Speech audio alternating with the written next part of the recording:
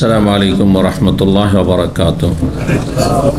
إن الحمد لله نحمده ونستعينه ونستغفره ونعوذ بالله من شرور أنفسنا ومن سيئات أعمالنا. من يهده الله فلا مضل له ومن يضلل فلا هادي له، وأشهد أن لا إله إلا الله وحده لا شريك له، وأشهد أن محمدا عبده ورسوله صلى الله تعالى عليه وعلى آله وصحبه وسلم تسليما كثيرا. أما بعد، فقد قال الإمام البخاري رحمه الله تعالى: باب لحوم الخيل. قال حدثنا الحميدي قال حدثنا سفيان قال حدثنا هشام عن فاطمة عن أسماء رضي الله تعالى عنهم قالت: نهرنا فرسا على عهد رسول الله صلى الله عليه وسلم فأكلناه. قال حدثنا مسدد قال حدثنا حماد عن عمرو عن محمد بن علي عن جابر بن عبد الله رضي الله تعالى عنهما قال: نهى النبي صلى الله عليه وسلم يوم خيبر عن لحوم الحمر ورخص في لحوم الخيل. সম্মানিত ভাতৃমণ্ডলী, আল্লাহ রাব্বুল আলামিনের প্রশংসা এবং প্রিয় নবী সাল্লাল্লাহু আলাইহি সাল্লামের উপর সালাত ও সালামের পর আজ জুমাবার 20 রবিউল আউয়াল 1447 হিজরি মোতাবেক 12 সেপ্টেম্বর 2025 আমাদের ধারাবাহিক আলোচনা সহিহুল বুখারীর জবাই এবং শিকার পর্ব নম্বর 6। ইমাম বুখারী রাহিমাহুল্লাহর এই পর্বের অধ্যায় নম্বর হচ্ছে 27। বিষয়বস্তু হচ্ছে ঘোড়ার গোশত খাওয়া জায়েজ, হালাল না হারাম। জি, ইমাম বুখারী রাহিমাহুল্লাহ বলছেন বাবু লুহুমিল খাইলি, হাযা বাবু লুহুমিল খাইলি, এটি হচ্ছে ঘোড়ার গোশত খাওয়ার অধ্যায়। ঘোড়ার গোশত সম্পর্কে হাদিস নিয়ে এসেছেন ইমাম বুখারী রাহমাতুল্লাহি আলাইহি। খাইল মানে ঘোড়া, ফারাস মানেও ঘোড়া। আর ঘোড়ার আরবি কিছু জানা আছে? আরবি ভাষায় আরবদের মাঝে যেই পশু যত বেশি পাওয়া যেত তার নাম তত বেশি। আরবদের সবচাইতে প্রসিদ্ধ গবাদি পশু কি? উট। এজন্য উটের কয়েক শত আরবি আছে এবং প্রতিটি আয়ুর বাচ্চা মায়ের পেট থেকে ভূমিষ্ঠ হয়ে পড়লে উটের বাচ্চা তার নাম কি, তার একটু পরে নাম কি, তার একটু পরে 1 মাস 2 মাস 6 মাস পরে তার নাম কি, এই করে উটের বহু নাম রয়েছে আরবিতে। এইরকমই ঘোড়া, যেহেতু আরবদের কাছে ঘোড়া খুব প্রিয় এবং সেই যুগে যুদ্ধে তার অতি বেশি প্রয়োজন পড়ত। ঘোড়া যে যোদ্ধার কাছে রয়েছে সেই যোদ্ধা হচ্ছে সত্যিকারের যোদ্ধা এবং তার একটা মূল্যায়ন ছিল। এমনকি ইসলামী শরিয়ত রাসূলুল্লাহ সাল্লাল্লাহু আলাইহি সাল্লাম অশ্বারোহী যোদ্ধা মুজাহিদ যে ঘোড়া নিয়ে যুদ্ধে এসেছে আর যে পদাতিক পায়ে হেঁটে অথবা উটের পিঠে যুদ্ধে এসেছে, গনিমতের ভাগ করার সময় পার্থক্য করতেন। মাথা প্রতি মুজাহিদ প্রতি একটা ভাগ হইতো আর ঘোড়ার ওপরও একটা ভাগ দেওয়া হইতো। উটের কোনো ভাগ হইতো না। উট নিয়ে কেউ এসছে না পায়ে হেঁটে এসছে সমান, কিন্তু ঘোড়ার ওপর ভাগ ছিল। কত কে বলতে পারে? কারণ এই সব মশলার প্রয়োজন নেই। যেগুলো প্রয়োজন সেগুলোই তো বলতে পারছেন না, তাই না? রাত দিন প্রয়োজন সেগুলোই তো ঠিক করে বলতে পারছেন না। তো এসব মশলা মশাইল তো এমন হয়েছে যেগুলো কিতাবের পাতাতে পড়ে নিয়ে রেখে দেওয়ার জন্য, বুঝছেন না? তো আল্লাহ রাব্বুল আলামিন মুসলিমদের দুর্বলতা দূর করুন। তো যে কথাটি বলছিলাম যে ঘোড়ার যে যুদ্ধের ময়দানে কত মূল্য ছিল সুযোগে, ঘোড়ার পিঠে যুদ্ধ সত্যিকারের যুদ্ধ, সত্যিকারের সে সেনা মুজাহিদ দ্বিগুণ ছিল। একজন মানুষের জন্য 1 ভাগ আর ঘোড়ার জন্য 2 ভাগ। তাহলে যে ঘোড়া নিয়ে যুদ্ধে হাজির হয়েছে সে গনিমতের ধন সম্পদ থেকে 3 ভাগ পেত। এটা সহিহ হাদিস। আর একটির চাইতে দুর্বল হাদিস রয়েছে, যাতে রয়েছে ঘোড়ার 1 ভাগ আর মানুষের 1 ভাগ। তাহলে যে ঘোড়া নিয়ে অশ্বারোহী যোদ্ধা তার 2 ভাগ। এটা হচ্ছে হানাফি মযহাব।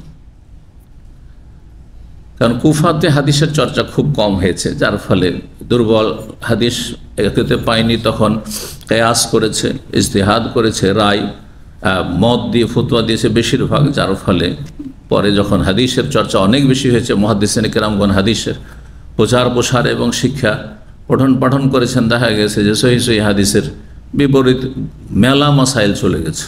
জি, চার মাযহাবে মাঝে বেশ কিছু পার্থক্য রয়েছে বিভিন্ন বিষয়, তো এই বিষয়গুলি আসলে, কিন্তু বাকি তিন মাযহাবের আইম্মায়ে কেরাম তুলনামূলক তারা হাদিস চর্চা বেশি করেছেন, সেজন্য তারা এই সহি হাদিস মোতাবেক একজন যোদ্ধা যদি ঘোড়া নিয়ে মাঠে যুদ্ধ করতে আসে, আর গনিমতের ধন সম্পদ যদি পাই বিজয়ী হওয়ার পরে, তাহলে তার তিন ভাগ রয়েছে, দুই ভাগ ঘোড়ার আর এক ভাগ হচ্ছে সেই যোদ্ধার। যাই হোক, এটা কথা প্রসঙ্গে আলোচনা করলাম, কারণ ঘোড়ার গোস্ত খাওয়ার বিষয়টি, ঘোড়ার গোস্ত খাওয়া হালাল না হারাম না মাকরু? হুকুম যখন বলা হবে তখন পাঁচের এক। হুকুম মানে ফিকার ভাষায় বা উসুলে ফিকের ভাষায় আহকাম হচ্ছে পাঁচটি, বিধিবিধান হচ্ছে পাঁচটি। এর আগে অনেকবার বলেছি, কি বলতে পারেন? কারো জানা আছে? হ্যাঁ, মাশাআল্লাহ, একটা হাত উঠছে, দুটো তিনটে, ওই দিক থেকে, যেহেতু আল-হাসা থেকে, ওইভাবে মাশাআল্লাহ এখন আল-হাসা থেকে জুমার দিন আসেন। হ্যাঁ, ফরজ বা ওয়াজিব সমান সমান, একটা ফরজ ওয়াজিব, একটা বলেন ওয়াজিব বা ফরজ, আর তার বিপরীত হারাম, একদিকে হারাম আর একদিকে ফরজ। তারপরে সুন্নাত বা অপর নাম মুস্তাহাব, না, মুস্তাহাবের বিপরীত মাকরুহ, অপছন্দনীয়। মুস্তাহাব করা ভালো, মাকরুহ না করা ভালো, হয়ে গেল একটা অপরটার বিপরীত, চারটা হয়ে গেল। আর আরেকটি হচ্ছে মাঝখানে, এদিকেও না এদিকেও না, নিউট্রাল, সেটা কি মুবাহ বা জায়েজ, নেকিও নেই গুনাহও নেই, এটা হচ্ছে জায়েজ কাজ, নেকিও নেই গুনাহও নেই। আর ফরজ ওয়াজিব কি করা আবশ্যক, এটা হচ্ছে ফরজ বা ওয়াজিব। আর হারাম কি ত্যাগ করা ফরজ আবশ্যক, ছাড়া বেঁচে থাকা আবশ্যক। আর এটা হচ্ছে আদায় করা আর পালন করা আবশ্যক, ওইটার নাম হচ্ছে ফরজ ওয়াজিব। তো হুকুম হচ্ছে পাঁচটি। যখন কোনো মাসলা জিজ্ঞাসা করা হবে এর হুকুম কি, মানে বিধান কি ইসলামী শরিয়তে, তখন এ পাঁচের একটা আপনাকে বলতে হবে। হয় বলবেন ঘোড়ার গোস্ত খাওয়া ফরজ ওয়াজিব, আর না হয় বলবেন কি হারাম, আর না হয় বলবেন মাকরুহ, আর না হয় বলবেন মুস্তাহাব, আর না হলে বলবেন জায়েজ। এ পাঁচটির কি জায়েজ, মুস্তাহাবও বলবো না, আর মাকরুহ নয়, আর ওয়াজিবও নয় খাওয়া, আর হারামও নয়। এবার বোঝা গেছে? সহি হাদিস এটি প্রমাণ করে। আর এটি হচ্ছে তিন আইম্মা কেরাম আর পুরো উম্মতে মুসলিমার সমস্ত মুহাদ্দিসিন, হাদিসের যারা পণ্ডিত, সমস্ত ফুকাহা, তাদের মত যে ঘোড়ার গোস্ত খাওয়া হালাল, জায়েজ, বৈধ। বুঝলেন না? একমাত্র হানাফি মাযহাবে ঘোড়ার গোস্ত খাওয়া নিষিদ্ধ, হারাম, জায়েজ নয়। তাহলে কি কেউ বলবেন যে হানাফিরা হাদিস মানে না, বা আবু হানিফা হাদিস মানেনি? না, এই কথা বলা আমাদের কুধারণা হবে ইমাম সম্পর্কে। সুধারণা হচ্ছে যে সেই যুগে এত হাদিসের চর্চা কুফায় হয়নি, যার ফলে আর তিনি ব্যবসা বাণিজ্য করতেন। প্রথমত ব্যবসায় লাগার জন্যই সাবালক হইতে হয়, তাহলে তারপরে ব্যবসা বাণিজ্য করতে থেকেছেন। তারপরে মনটা চেয়েছে যেন দিন শিখি, দিন চর্চা করি, ইলম শিখি দিনের। ব্যবসার সাথে সাথে ব্যবসাতে গুরুত্ব না দিয়ে দিনের জ্ঞান অর্জন করায় গুরুত্ব দিয়েছেন, কিন্তু সেখানে যেসব ওস্তাদ পেয়েছেন সব ফকিহ পেয়েছেন, মুহাদ্দিস পাননি। তেমন কোন উল্লেখযোগ্য মুহাদ্দিস পাননি যাদের কাছ থেকে হাদিসের গভীর জ্ঞান অর্জন করবেন। হাদিসের এত চর্চা হয়নি। হাদিসের চর্চার জন্য মক্কা মদিনা, হেজাজে আসার প্রয়োজন ছিল, হারমাইন শরীফে আসার প্রয়োজন ছিল। তো তারপরে রাজধানী ছিল আপনার সেই সময়, যেহেতু 80 হিজরিতে তার জন্ম, 132 পর্যন্ত উমাইয়া বংশের, তো উমাইয়া বংশের রাজধানী ছিল শাম। তো তারপরে মক্কা মদিনার পরে হাদিসের চর্চা শাম দেশে, কারণ রাজধানীতে শিক্ষা ইত্যাদির চর্চা বেশি থাকে, ফ্যাসিলিটি বেশি থাকে, স্বাভাবিক। আজকেও ঢাকায় অন্য অন্য শহরের তুলনায় সুযোগ সুবিধা বেশি আছে। দিন শিখতে যান, দুনিয়া শিখতে যান, বেশি সুবিধা আছে, তাই না? তো সেখানেও তিনি তার বাড়ি থেকে অনেক দূরে, সামদেশ আর আপনার কি বলছে দামেস্ক, যার ফলে হাদিসের চর্চা কম হওয়ার কারণে আমরা তার সম্পর্কে সুধারণা রাখবো যে তার কাছে এই হাদিসগুলি পৌঁছেনি। সহিহ বুখারী সংকলন পরে হয়েছে। যখন হাদিস পৌঁছেনি তখন তিনি দেখেছেন কোরআনের আয়াতের আলোকে চিন্তা করেছেন, আর তারপরে তাতে ইস্তেহাদ করেছেন বিষয়টি যে এইটাকে হালাল করা যায় না হারাম। দেখেছেন যে না, এতে গোস্ত খাওয়ার চাইতে বেশি ফায়দা এতে রয়েছে, বাহন হিসাবে ব্যবহার করায় বা রণক্ষেত্রে অশ্বারোহী হয়ে যুদ্ধ করায়, আর প্রয়োজন রয়েছে, ঘোড়ার সংখ্যাও কম রয়েছে, তখন তিনি হারাম ফতোয়া দিয়েছেন। পরে যখন হাদিস এসছে, হাদিসের সাথে তার এই ইজতিহাদ সাংঘর্ষিক, তখন কোনটা নেবেন? হাদিস নিতে হবে, কারণ হাদিস কার? রাসূলুল্লাহ সাল্লাল্লাহু আলাইহি ওয়াসাল্লামের। আর যে ঘোড়ার গোশত হারাম, এটি কার কথা? আবু হানিফার কথা। আপনার পাশে দুজন লোক সামনে যদি চলে আসে, একজন রাসূলুল্লাহ সাল্লাল্লাহু আলাইহি ওয়াসাল্লাম আর একজন আবু হানিফা, কাকে অনুসরণ করবেন আপনি? নিঃসন্দেহে। তো এই বিষয়গুলি বুঝলে আর মযহাবি গোঁড়ামি থাকে না। শুধু আবু হানিফার উদাহরণ না দিয়ে আপনাকে বলি, অনেক মাসাইলে ইমাম শাফি ভুল করেছেন ইজতিহাদে, তার ফতোয়া দুর্বল। আপনার সামনে চলে এসছেন, এখন সামনে না আসলেও তাদের কথাগুলি চলে এসছে, তাই না? রাসূলুল্লাহ সাল্লাল্লাহু আলাইহি ওয়াসাল্লামের হাদিস, আর একদিকে ইমাম শাফির কথা, আর আপনি শাফি মযহাবের অনুসারী, কেরালার লোক, শ্রীলঙ্কার লোক, মালদ্বীপের লোক, অথবা আপনার দক্ষিণ ভারত, আপনার তামিলনাড়ুর লোক, অথবা আপনার ইন্দোনেশিয়া, মালয়েশিয়া, সিঙ্গাপুর, এসব দেশে শাফি অধ্যুষিত এলাকা, সেসব অঞ্চলের মানুষ। তাহলে আপনি ইমাম শাফির পিছনে পিছনে ছুটবেন না রাসূলুল্লাহর পিছনে ছুটবেন? ঝামেলা শেষ হয়ে গেল। এটি তো আমাদের দাওয়াত, এটি তো আমার দাওয়াত। আপনি আবু হানিফা, শাফি, মালিক, আহমদ সবাইকে মানে যে বিজ্ঞ, তারা ইমাম আলেম ছিলেন, সেই যুগের তারা বিজ্ঞ আলেম ছিলেন, তাদের মতো বড় আলেম ছিল না, কিন্তু তাদের চাইতে বড় এবং তাদের ওপর যাকে মানা ফরজ ছিল তিনি হচ্ছেন রাসূলুল্লাহ সাল্লাল্লাহু আলাইহি ওয়াসাল্লাম, যিনি ভুলের ঊর্ধ্বে, কারণ তার কাছে ওহী আসত। মাসুমকে আবু হানিফা, শাফি, মালিক, আহমদ, আমি আর কেউ, ইবনে তাইমিয়া, কেউ মাসুম না, নির্ভুল নয়। নির্ভুল একমাত্র রাসূলুল্লাহ সাল্লাল্লাহু আলাইহি ওয়াসাল্লাম। আপনি কলেমা পড়েছেন কার? মুহাম্মদ সাল্লাল্লাহু আলাইহি ওয়াসাল্লামের। কলেমার আসলে দাবি বুঝেন না, না হলে এসব মযহাবি গোঁড়ামি থাকতো না। লা ইলাহা ইল্লাল্লাহ মানে হচ্ছে আল্লাহ ছাড়া কারো ইবাদত করব না। লা ইলাহা ইল্লাল্লাহ মানে আল্লাহ ছাড়া কারো ইবাদত করব না। এই জন্য মাজারও সেজদা করবো না, গাছেও সেজদা করবো না, মূর্তিও সেজদা করবো না, পাথরও সেজদা করবো না, কোনো কিছু সেজদা করবো ঝুঁকবো না। মুহাম্মদ রাসূলুল্লাহ এর মানে কি? এর দাবি কি? এর উদ্দেশ্য কি? মুহাম্মদ সাল্লাল্লাহু আলাইহি ওয়াসাল্লাম আল্লাহর যেহেতু প্রেরিত রসুল, আল্লাহর মনোনীত পছন্দনীয় দিন একমাত্র রাসূলুল্লাহ সাল্লাল্লাহু আলাইহি ওয়াসাল্লামের মাধ্যমে আমাদেরকে জানতে হবে। সুতরাং তার ছাড়া কারো তরিকায় চলবো না, এক আল্লাহ ছাড়া কারো ইবাদত করব না, এক মুহাম্মদ রাসূলুল্লাহ সাল্লাল্লাহু আলাইহি ওয়াসাল্লামের তরিকা ছাড়া কারো তরিকায় আমল করব না। তাহলে তো ঝামেলা শেষ। রাসূলুল্লাহ সাল্লাল্লাহু আলাইহি ওয়াসাল্লামের তরিকার সাথে আবু হানিফার তরিকা মিলে যায়, তাহলে আলহামদুলিল্লাহ। আমি সেই ক্ষেত্রে হানাফি। আমি নিজেকে বলি যে ওই সব মাসলাগুলিতে যেগুলি হানফি মযহাবের সাথে আমার মত মিলছে, সেগুলিতে আমি হানফি, কিন্তু তার আগে আমি মোহাম্মদ সাল্লাল্লাহু আলাইহি ওয়াসাল্লামের সাথে আমার সম্পর্ক, তার সাথে মিলে গেছে রাসূলুল্লাহ সাল্লাল্লাহু আলাইহি ওয়াসাল্লামের সাথে ইমাম আবু হানিফার কথা, সেই জন্য আমি নিজেকে হানফি বলতে পারি। কিন্তু যেসব মাসলা ইমাম শাফির সাথে বা ইমাম শাফির কথা রাসূল উল্টা করে বলা বেয়াদবি। কিন্তু রাসূলুল্লাহ সাল্লাল্লাহু আলাইহি ওয়াসাল্লামের কথা শাফির সাথে মিলেছে, কথা বলা বেয়াদবি, ভালো করে শুনুন কিন্তু, তাই না? বরং ইমাম শাফির কথা রাসূলুল্লাহ সাল্লাল্লাহু আলাইহি ওয়াসাল্লামের সাথে মিলেছে, এটা হচ্ছে আদব, কথা বলার আদব।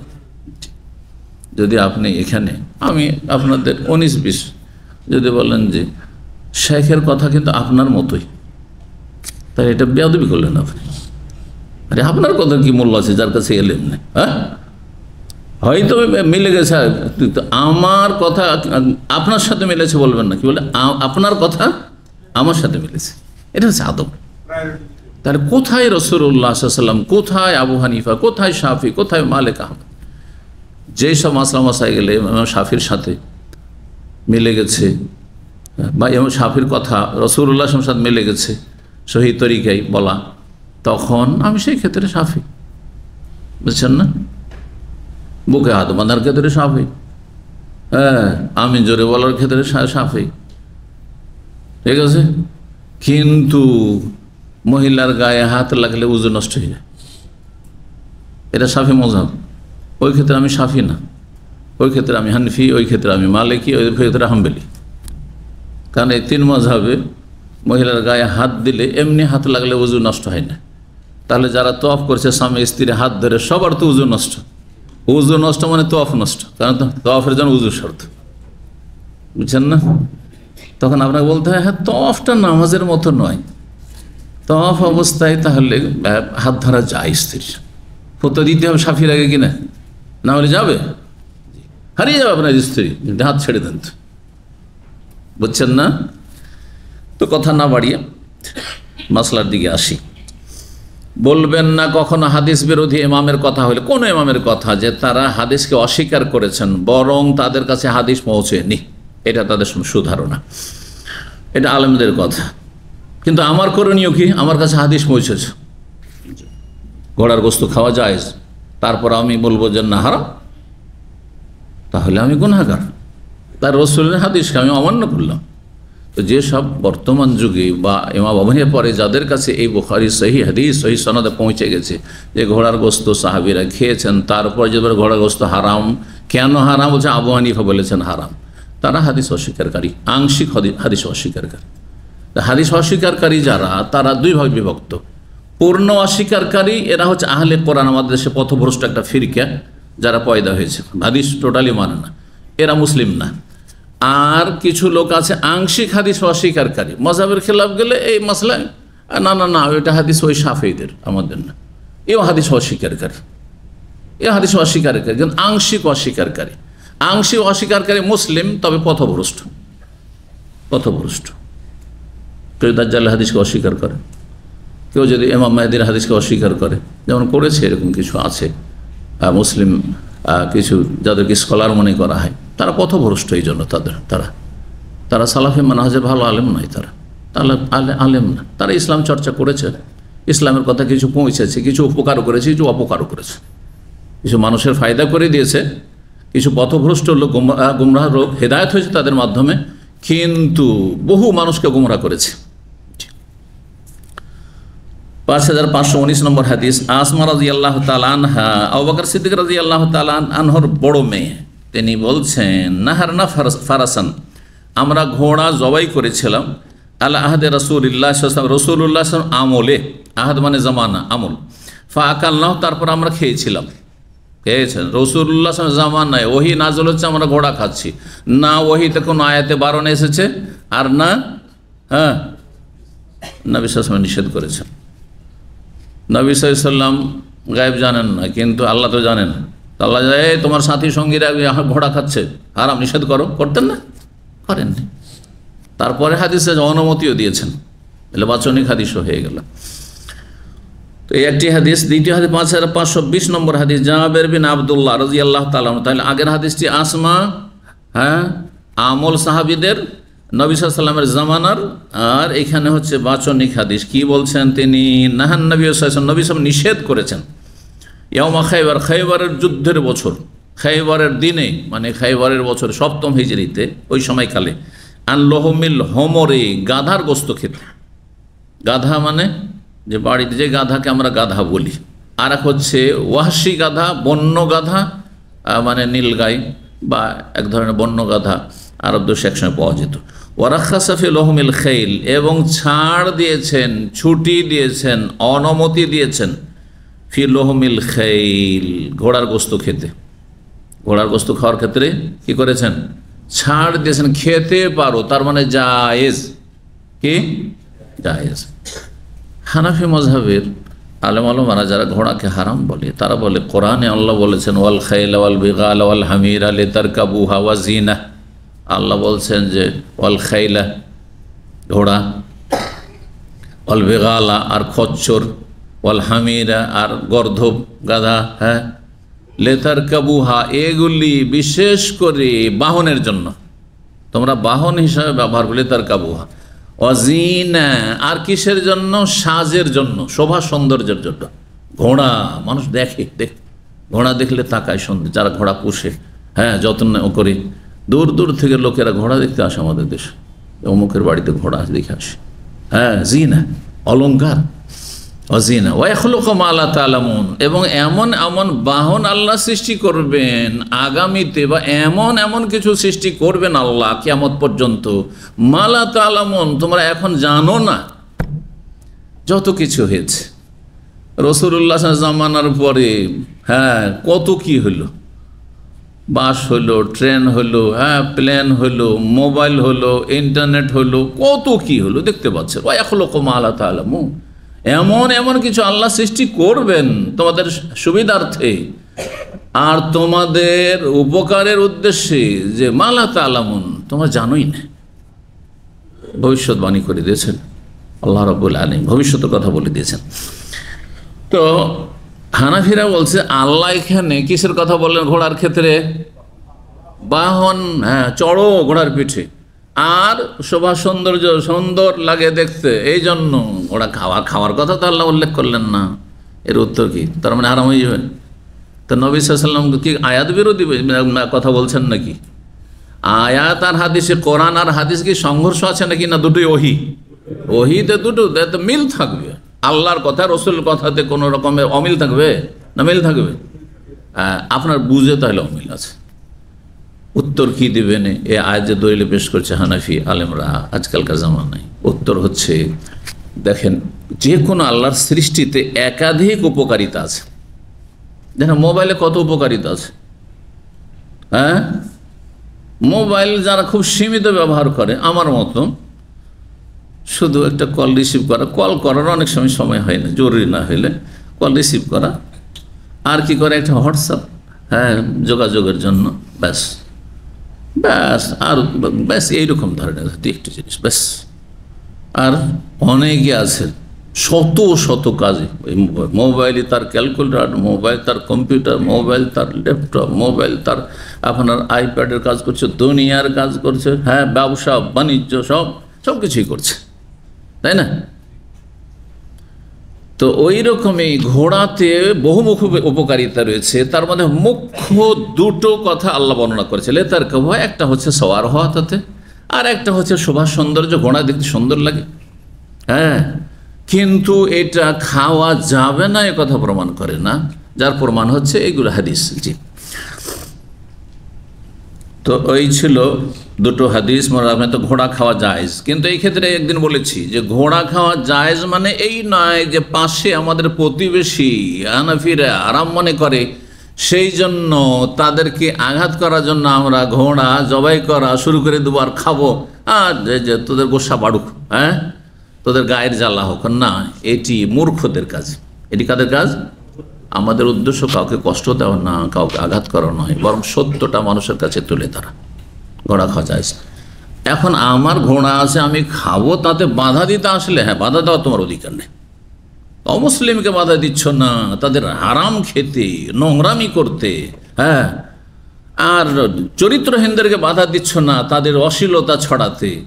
আর মানুষ দলিলের ভিত্তিতে আমল করছে, তাদের সহি নামাজ পড়তে দেবে না। এই জন্য এরা ব্যর্থ, এই জন্য আল্লাহর বালা মুসিবতে এত।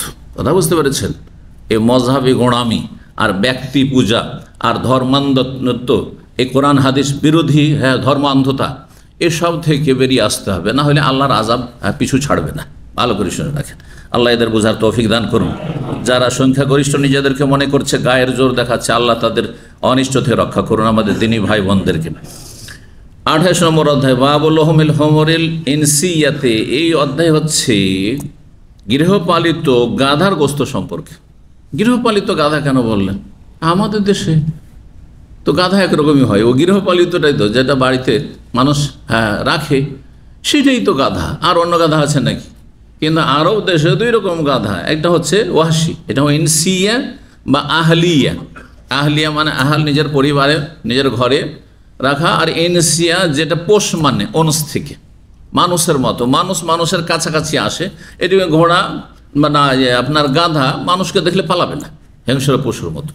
কিন্তু যে বন্য গাধা যেটা রয়েছে, বন্য গাধা বা নীল গাই, এগুলি মানুষ দেখলেই পালাবে, মানুষ দেখলে ভয় পাবে এবং পালাবে।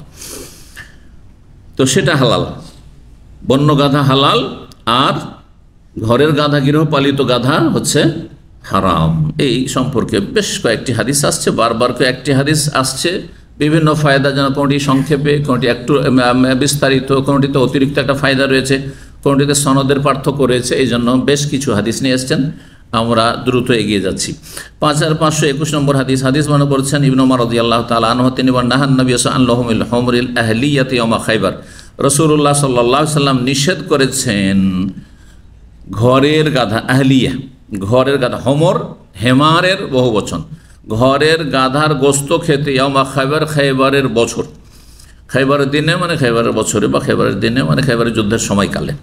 5522 নম্বর হাদিস, হাদিস মনে করছেন আব্দুল্লাহ, তিনি বলছেন, নাহান নবী সাল্লাল্লাহু, নবী নিষেধ করেন আল্লাহুমিল হুমরিল আহলিয়াত। জি, সনদের পার্থক্য রয়েছে। এর আপনার সমর্থক হাদিস আরও নিয়ে এসেছেন তারপরে অনুরূপ বর্ণনা করেছেন। 5523 নম্বর হাদিস, হাদিস বর্ণনা করছেন আলী রাদিয়াল্লাহু তাআলা আনহু। তাহলে আগের হাদিস ছিল ইবনে ওমরের, আব্দুল্লাহ বিন মাসউদের, আর এটি হচ্ছে আলী রাদিয়াল্লাহু তাআলা বর্ণিত। তিনি বলেন, নাহা রাসূলুল্লাহ সাল্লাল্লাহু আলাইহি ওয়াসাল্লাম, রাসূলুল্লাহ নিষেধ করেছেন আনিল মুতআতি ইয়ামা আমা খায়বার, খায়বারের বছর নিকাহে মুতআ, জি চুক্তির বিয়ে নিষেধ করেছেন, হারাম করেছেন। তাহলে তার আগে কিছু সময়ের জন্য সফরে সাহাবায়ে কেরামগণ ছিলেন এবং তাদের খুব জরুরি ছিল গুনাহ থেকে বাঁচার জন্য, তখন সেই সময় আল্লাহ রাব্বুল আলামিন কিছু দিনের জন্য সেটাকে হালাল করেছিলেন। এই মোতা মানে কন্ট্রাক্টের বিয়ে, কন্ট্রাক্টের বিয়ে মানে আপনার এত পয়সা দিব আর এত দিনের জন্য, হ্যাঁ 1 দিনের জন্য, 3 দিনের জন্য, 1 সপ্তাহের জন্য, 1 মাসের জন্য, এই ধরনের চুক্তির বিয়ে, যেটা আজকাল রাফেজি শিয়া ধর্মে কিন্তু বড় ফজিলতের কাজ। আউযুবিল্লাহ, এই রাফেজি শিয়াদের কাছে মোতার বিয়ে, কন্ট্রাক্টের বিয়ে ইরানে বড় সওয়াবের কাজ। তাদের ধর্মীয় পুস্তকে রয়েছে, একবার কেউ মোতা করলে হুসেনের মর্যাদা পাবে, নাউযুবিল্লাহ। 2 বার মোতা করলে হাসানের মর্যাদা পাবে, তার বড় ভাই। 3 বার যদি মোতা করতে পারে তো আলী রাদিয়াল্লাহু, ইমাম আলীর মর্যাদা পেয়ে যাবে, নাউযুবিল্লাহ। এ তো জেনার ধর্ম, এ তো বেশ্যাবৃত্তির ধর্ম। জি, আউযুবিল্লাহ। বেশ্যাখানা, এই বেশ্যাদের পেশা আর মোতার বিয়েতে কোনো পার্থক্য আছে? কোনো পার্থক্য নেই। জি, মোতার বিয়ে অকাট্যভাবে হারাম এবং এটি জেনা, রাসূলুল্লাহ সাল্লাল্লাহু আলাইহি ওয়াসাল্লাম নিষেধ করেছেন। জি, আর কি নিষেধ করেছেন? লোহমে হোমরিল ইনসিয়াতি, যেই গাধা গৃহপালিত গাধার গোস্ত খেতে নিষেধ করেছে, এক কথায় সহজ ভাষা। 5524 নম্বর হাদিস, জাবের, দেখেন জাবের 4 নম্বর, জাবের রাদিয়াল্লাহু তাআলা বর্ণনা করেছেন, নাহান নবী সাল্লাল্লাহু আলাইহি ওয়াসাল্লাম খায়বার, খায়বারের দিনে নবী সাল্লাল্লাহু আলাইহি ওয়াসাল্লাম নিষেধ করেছেন আল্লাহুমিল হোমরে, গাধার গোস্ত খেতে, ওয়া রাখাসা ফিল লোহমিল খাইলি, আর ছুটি দিয়েছেন, ছাড় দিয়েছেন, অনুমতি দিয়েছেন ঘোড়ার গোস্ত খেতে পাশাপাশি। তাহলে ওই যে কোরআনের আয়াতে রয়েছে বাহন হিসেবে অল খাইলা ওয়াল বিগাল ওয়াল হামিরা, সেখানে গাধার কথা রয়েছে। নবী সাল্লাল্লাহু আলাইহি ওয়াসাল্লাম গাধার গোস্ত খেতে নিষেধ করেছেন, হারাম করেছেন, আর ঘোড়ার গোস্তের অনুমতি দিয়েছেন। স্পষ্ট হয়ে গেল বিষয়টা। 5525 নম্বর হাদিস এবং 5526 নম্বর হাদিস, যেহেতু সনদ দুটি রয়েছে সেজন্য এখানে নিয়ে আসা হয়েছে। 2 জন সাহাবী এখানে বর্ণনা করেছেন। বলছেন, হাদাসানা আদিউন আইল বারা বিন আজব থেকে এবং আব্দুল্লাহ বিন আবি আওফা থেকে 2 জন সাহাবী বর্ণনা করেছেন। কাল উভয়ে বলেন, নাহান নবী আন লহমিল হোমরি, নবী নিষেধ করেছেন গাধার গোস্ত খেতে। 5527 নম্বর হাদিস, হাদিস বর্ণনা করেছেন ইবনে শিহাব জুহরি আবু ইদরিস থেকে, তিনি বর্ণনা করেছেন আবু সালাবা থেকে। আবু সালাবা আরেকজন সাহাবী, তিনি বলছেন, হাররামা রাসূলুল্লাহ লোহুমাল হোমরিল আহলিয়াত, নিষেধ করেছেন। অনেকে এই কথাটিকে হালকা মনে করে না, এটা নিষেধ আর এটা হারাম। বিশেষ করে আমাদের বাংলা ভাষাভাষীরা মনে করে যদি হারাম বলা হারাম, আর যদি বলা নিষেধ হালকা মনে করেনি, কিন্তু একই কথা। আগের হাদিসগুলোতে নিষেধ নিষেধ নিষেধ, নবী নিষেধ করেছে, এখানে হারাম শব্দ চলে আসলো। হাররামা রাসূলুল্লাহ, রাসূলুল্লাহ হারাম করেছেন লহুমাল হোমরিল আহলিয়াতে, গৃহপালিত গাধার গোস্ত খেতে।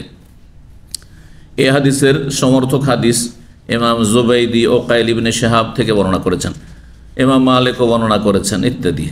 তারপরে বলছেন নাহান নবী সাল্লাল্লাহু আলাইহি ওয়াসাল্লাম, ইমাম জোহরি বর্ণনা করেন নাহান নবী আন কুল্লি জি নাবি মিনাস সিবাই, নবী সাল্লাল্লাহু নিষেধ করেছেন এমন হিংস্র পশুর গোশত খেতে যা যেই হিংস্র পশু খাড়া দাঁত দিয়ে শিকার করে।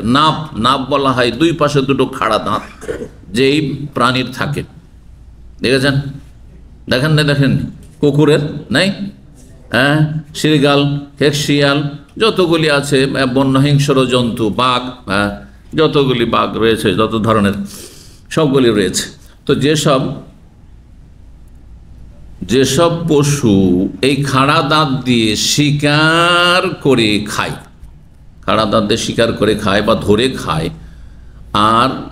আর একটি ব্যাখ্যামূলক অনুবাদ করা হয়েছে গোশত ভোজনকারী হিংস্র পশু। গোশত ভোজনকারী হিংস্র পশু, ওদের খাদ্য হচ্ছে কি? গোশত। আপনার শৃগাল, খেকশিয়াল অথবা এই আপনার যতগুলি বাঘ রয়েছে সব এর খাদ্য কি? গোশত। তো আর এগুলো হিংস্র পশু, এগুলো পোষ নিতে চাইবে না এই হিংস্র মানুষের ক্ষেত্রে এবং অন্যান্য প্রাণীর ক্ষেত্রে। তো এসব পশুকে হারাম করা হয়েছে। 5528 নম্বর হাদিস বর্ণনা করছেন আনাস বিন মালিক রাদিয়াল্লাহু তাআলা আনহু, তিনি বলেন আন্না রাসূলুল্লাহ সাল্লাল্লাহু আলাইহি ওয়াসাল্লাম জাআহু জাইন, রাসূলুল্লাহ সাল্লাল্লাহু আলাইহি ওয়াসাল্লামের কাছে একজন আগন্তুক আসলো। হঠাৎ করে একজন আসলো, এসে সে সংবাদ দিল এই খাইবারের যুদ্ধের এই সফরেই ঘোড়ার গোশত, গাধার গোশত কি করা হয়েছে? হারাম করা হয়েছে, আর ঘোড়ার গোশতের অনুমতি দেওয়া হয়েছে। এসে ওই লোকটি বলল ওকেলাতিল হমরো, সমস্ত গাধাগুলি খেয়ে শেষ করে দেওয়া হইল। ওকেলাতুল হমরো মানে গাধা শেষ, গাধাকে সব গাধা খেয়ে ফেলল, সব জবাই করে সাহাবায়ে কেরামগণকে খিদে লেগেছে, সব গাধার গোশত খেতে লেগেছে। তাহলে এই গাধাগুলি হয়তো পেয়েছিলেন অথবা সাথে ছিল তাদের। সুম্মা জাহু জাইন, তারপর আর একজন আগন্তুক আসলো, দ্বিতীয় ব্যক্তি খবর দিতে আসছে। সেও এসে বলছে ওকেলাতুল হমরো, যত গাধা ছিল সব খাওয়া শেষ, সব খেয়ে ফেলছে। আপনি বলেন যে খাওয়া যাবে কি যাবে না? হ্যাঁ, এই গাধা সব খেয়ে ফেললো, কেউ একটু রাখছে না। সুম্মা যাহ যায়, তৃতীয় আগন্তুক ব্যক্তি আসলো, এসে বললো ওফনিয়াতেল হোমরো, ওফনিয়া মানে শেষ, ফানা থেকে, কুল্লুমান আলিহে ফান। এই ফানা মানে কি? সব কিছু ফানা হয়ে যাবে মানে ধ্বংস হয়ে যাবে। তো ওকেলাতুল হোমর, সমস্ত গাধাকে শেষ করে দেওয়া হলো, একটিও গাধা রাখলো না। বাহনের জন্য প্রয়োজন, সেই যুগে একটি বাহন ছিল গাধা। তো সমস্ত গাধাকে খেয়ে শেষ করে, জবাই করে শেষ করে দেওয়া হলো। ফামারা মোনাদিয়ান, তখন নবী সাল্লাল্লাহু আলাইহি সাল্লাম একজন ঘোষককে নির্দেশ দিলেন, মোনাদি আহ্বান করার জন্য বা ঘোষণা করার জন্য। ফানাদা ফিন্নাস, জনগণ চারিদিকে ছড়িয়ে ছিটিয়ে আছে, তারা এই খৈবরের যুদ্ধে এর সময়কালে তাদের মাঝে ঘোষণা করে দিলেন ইন্নাল্লাহ ওয়া রাসূল, নিশ্চয় আল্লাহ এবং তার রাসূল সাল্লাল্লাহু আলাইহি ওয়াসাল্লাম ইয়ানহায়ানিকুম, তোমাদেরকে নিষেধ করছেন আল্লাহমির হমরিল আহলিয়াতে, গৃহপালিত গাধার গোশত খেতে। রাসূল নিষেধ করছেন, কিন্তু আল্লাহ কোথায় নিষেধ করেছেন? কোরআনে স্পষ্ট তো কোনো জায়গাতে গাধার গোশত হারাম এ কথা আছে কি করে না? যেমন শুকুরের গোশত হারাম এ কথা তো আছে, তাই না? কিন্তু গাধার গোশত হারাম কোরআনে আছে কি? তো বলছে আল্লাহ এবং তার রসুল তোমাদেরকে নিষেধ করছেন, বলেন নবী সাল্লাল্লাহু আলাইহি ওয়াসাল্লাম। তো নবী কি সত্য কথা বলেন নাই? অবশ্যই সত্য কথা। তাহলে কিভাবে ব্যাখ্যা করবেন? রাসূলুল্লাহ সাল্লাল্লাহু আলাইহি ওয়াসাল্লামের নিষেধাজ্ঞাই হচ্ছে আল্লাহ নিষেধাজ্ঞা। নবী নিষেধ করলে সেটা আল্লাহ নিষেধ করা হয়, কারণ নবীর কথাগুলিও ওহী আর আল্লাহর কথাও ওহী। আল্লাহর কথা যে কোরআনে কারীম রয়েছে এটা কোরআনের ওহী, আর হাদিসের ওহীগুলি নবী সাল্লাল্লাহু আলাইহি ওয়াসাল্লামের ভাষায়, কিন্তু তার ভাব, হ্যাঁ, তার সার কথা, মুদ্রা কথা যা বলা হয়েছে তাতে তা আল্লাহর কথা। আল্লাহর বিনা হুকুমে নবী সাল্লাল্লাহু আলাইহি ওয়াসাল্লাম কোনো কথা বলতেন, ওমা ইয়ানতিকু আনিল হাওয়া, সূরা নাজমে আল্লাহ বলছে, নিজের খেয়াল খুশি কোনো কথা বলতেন না। যে কেউ একটা জিজ্ঞাসা করলো আর যা মনে হইলো যে একটা ফতোয়া দিয়ে দিই, যেমন আমরা ফতোয়া দিচ্ছি কিন্তু কোরআন হাদিস সামনে রেখে চেষ্টা করছি, তা বলতে পারে, কিন্তু নবী সাল্লাল্লাহু আলাইহি সাল্লাম চেষ্টা করে শুধু দিতেন না। হ্যাঁ, যে তার কাছে এলেম আছে আর আচ্ছা কি হুকুম হইতে পারে একটু দিলাম ফতোয়া, আমাদের মতো না। ইন হুয়া ইল্লা ওয়াহয়ুন ইউহা, যখনই কথা বলতেন ওহি করা হইতো তারপরেই কথা বলতেন। এই জন্য অনেক সময় নবী সাল্লাল্লাহু আলাইহি ওয়াসাল্লামকে মাসলা জিজ্ঞাসা করা হয়েছে, কোনো উত্তর দিচ্ছেন না, আবার রাগান্বিত হচ্ছেন না, হ্যাঁ না কিছুই বলছেন না, নীরব হয়ে যাচ্ছে। কিছুক্ষণের মধ্যেই হঠাৎ করে বলছেন আইনা সাইল, এই যে এখন জিজ্ঞাসা করে মাসলা জিজ্ঞাসা করে কোথায় সেই লোকটি, তারপরে লোকটি আনা ইয়া রাসূলুল্লাহ, তখন বলছে তোমার উত্তর হচ্ছে এই। এতক্ষণে ওই হইল, তখন কথা বললেন। জি, তো ঘোষণা দিয়ে দেওয়া হলো যে গাধার গোস্ত কি হারাম, নিষেধ করেছেন আল্লাহ এবং তার রাসূল। ফাইন্নাহা রিজসুন, কেন সেটি হচ্ছে নাপাক, ঘৃণ্য। রিজসুন মানে নাজাসুন, রিজসুন মানে নাজাস, নাপাক। যেটা হারাম সেটি নাপাক, জি, সেটি হচ্ছে ঘৃণ্য। ফাউকফিয়াতুল কুদুর, রান্না বান্না শুরু হয়ে গেছে, ডেকচি চড়িয়ে দেওয়া হয়েছে। ফাউকফিয়াতুল, যত ডেকচি চড়ে সবগুলিকে উল্টিয়ে দেওয়া হলো। ওয়াইন্নাহা লাতাফুরু বিল্লাম, সেই সময় গোস্ত চুলায় ডেকচিতে টকবক করে ফুটছিল, পাকশাক হচ্ছিল। যেমন গোস্ত যখন পাক হয় তখন টকবক করে ফুটে, এই ফুটন্ত গোস্তকে ডেকচি থেকে সবকে উল্টে ফেলে দেওয়া হলো, কারণ সেগুলি হারাম।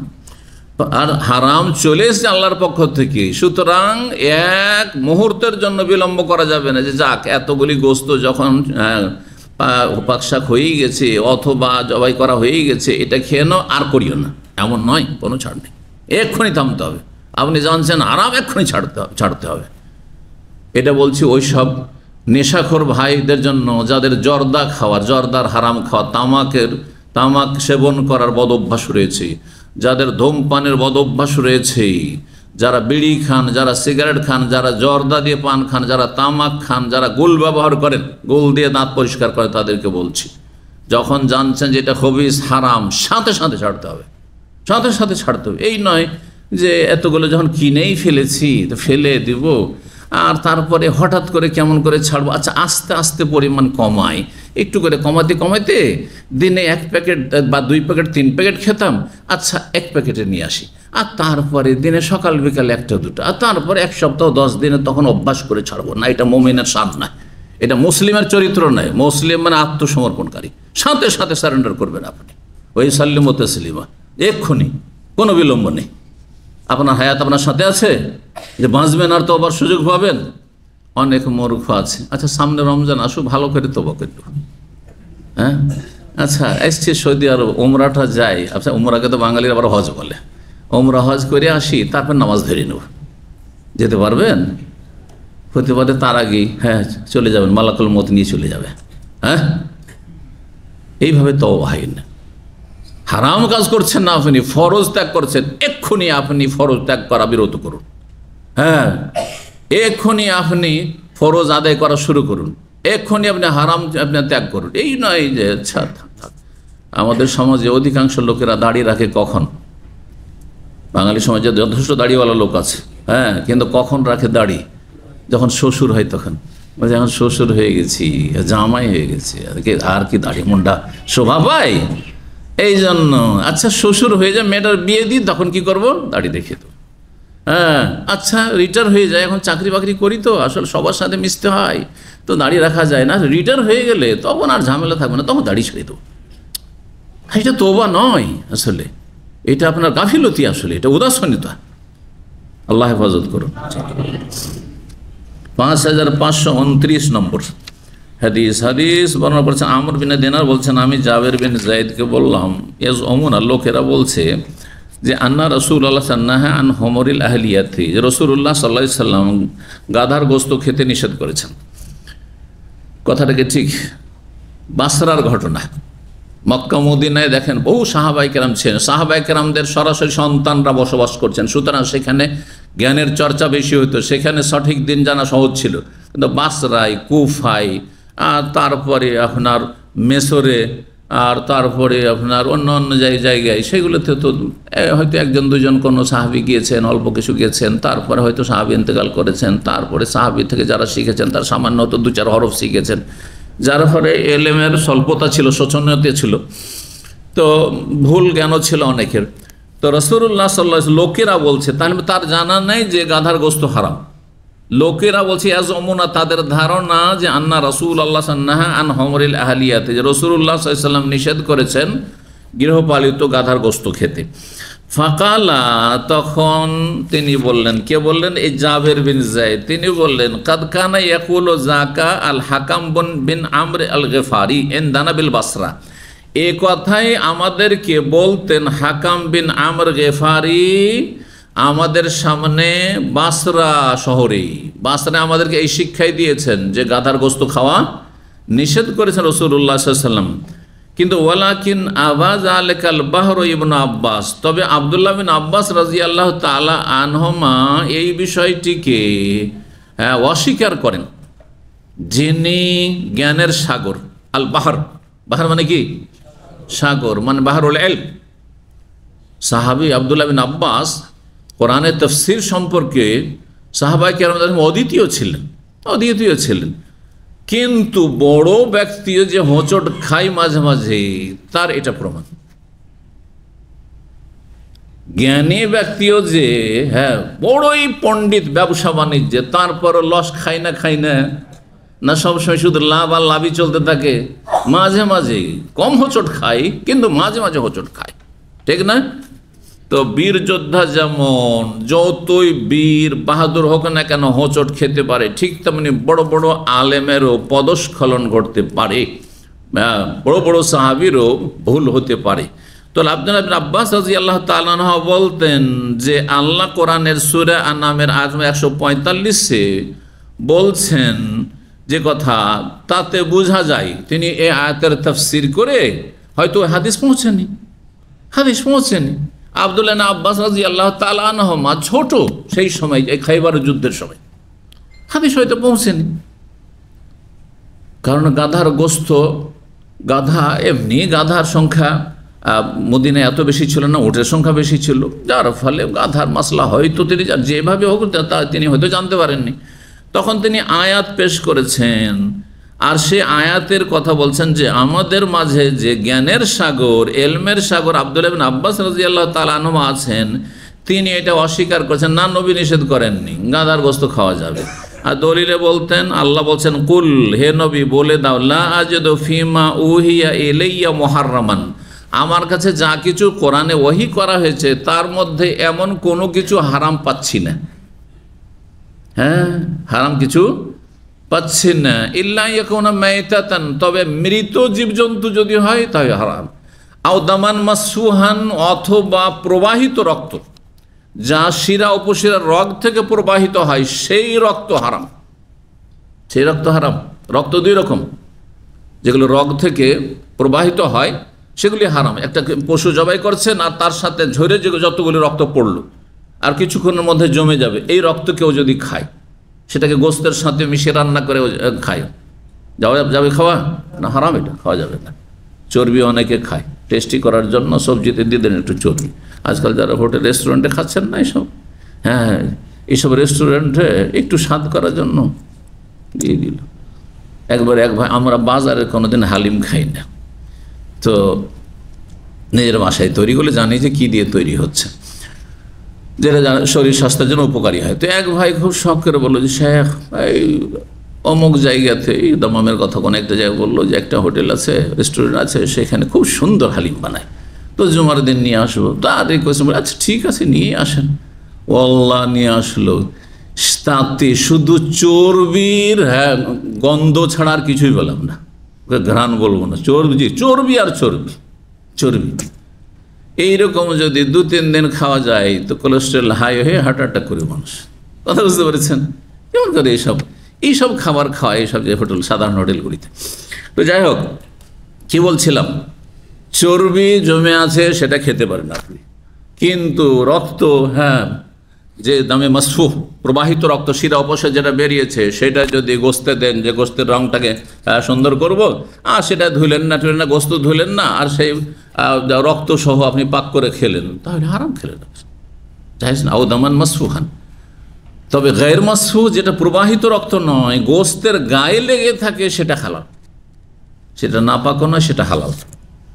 এই জন্য কেউ যদি গামছাতে গোস্ত বেঁধে নিয়ে আসে, গোস্ত কিনে নিয়ে আসেন, গামছাতে বেঁধে নিয়ে আসেন, আর সেই গামছাতে দেখছেন যে গোস্ত যখন রাখলেন তারপরে তাতে রক্তের দাগ টাগ লেগে আছে, সেটা প্রবাহিত রক্ত নয়, সেগুলো যে গোস্তের গায়ে রক্ত ছিল সেটা, সেই গামছাতে আপনি সালাত পড়তে পারেন, নাপাক নয় আপনার।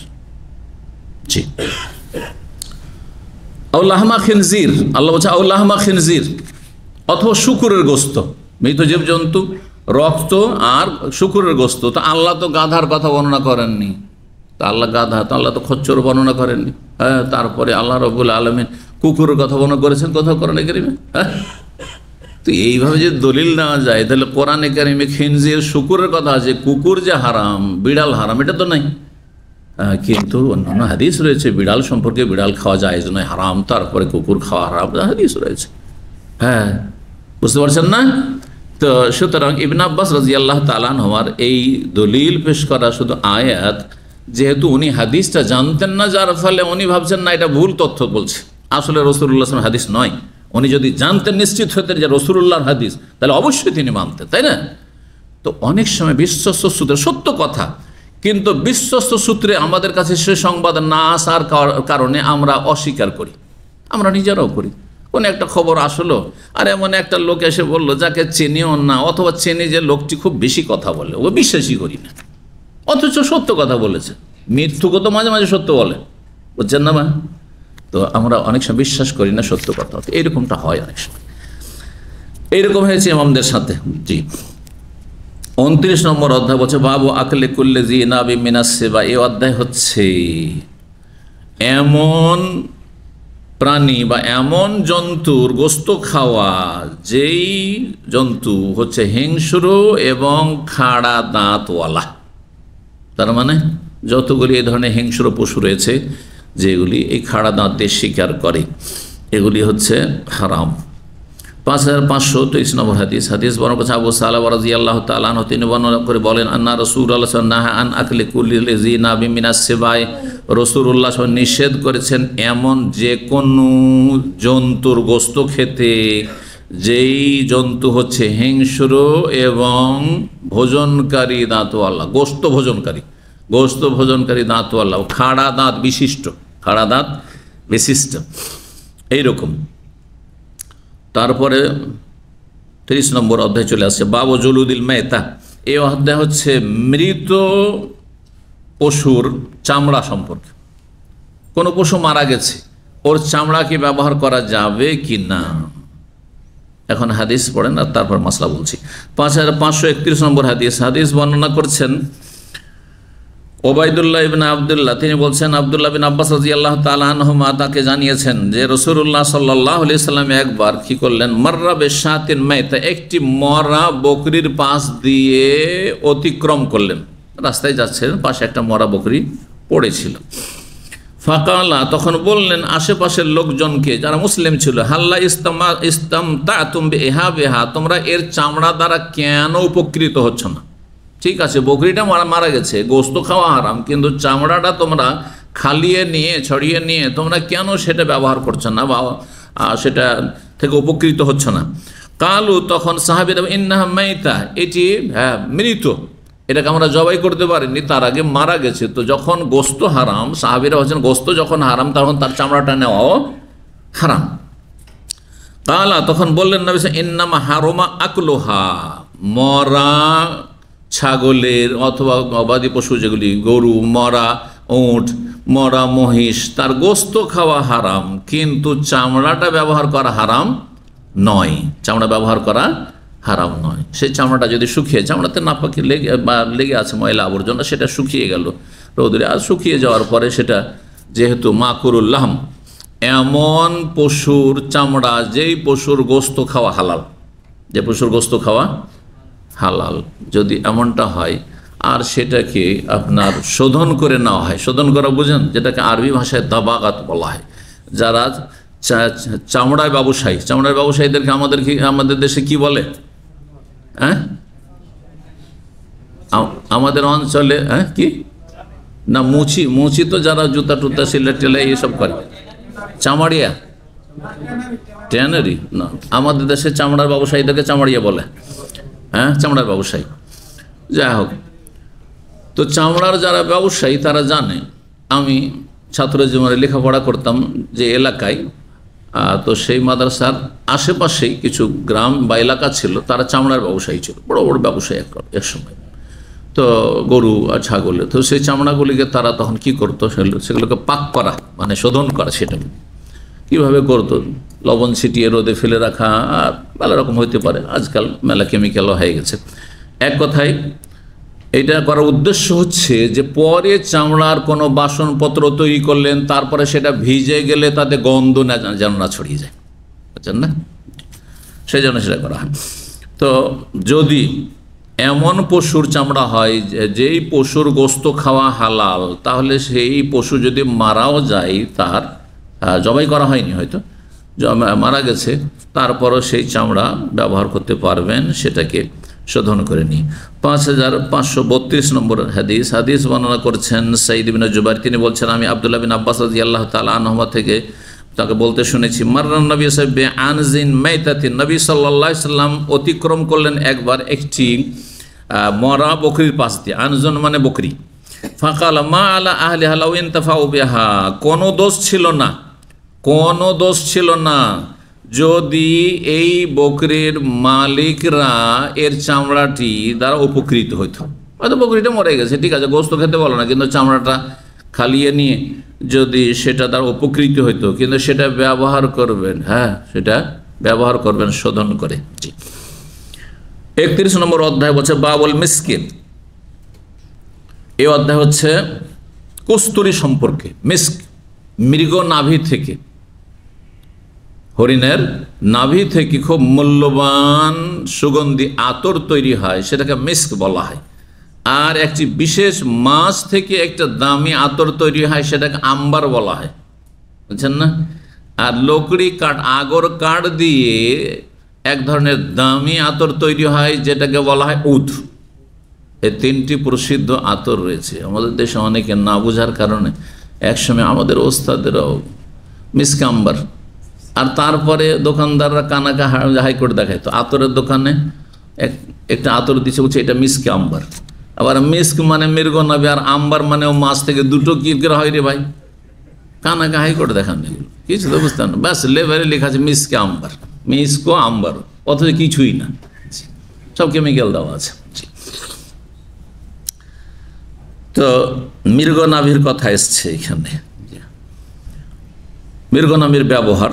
জি জায়েজ। 5533 নম্বর হাদিস বর্ণনা করেছেন আবু হুরায়রা রাদিয়াল্লাহু তাআলা, তিনি রাসূলুল্লাহ বলেন, মা মিন মাকলুমিন, কোন আঘাতপ্রাপ্ত ব্যক্তি।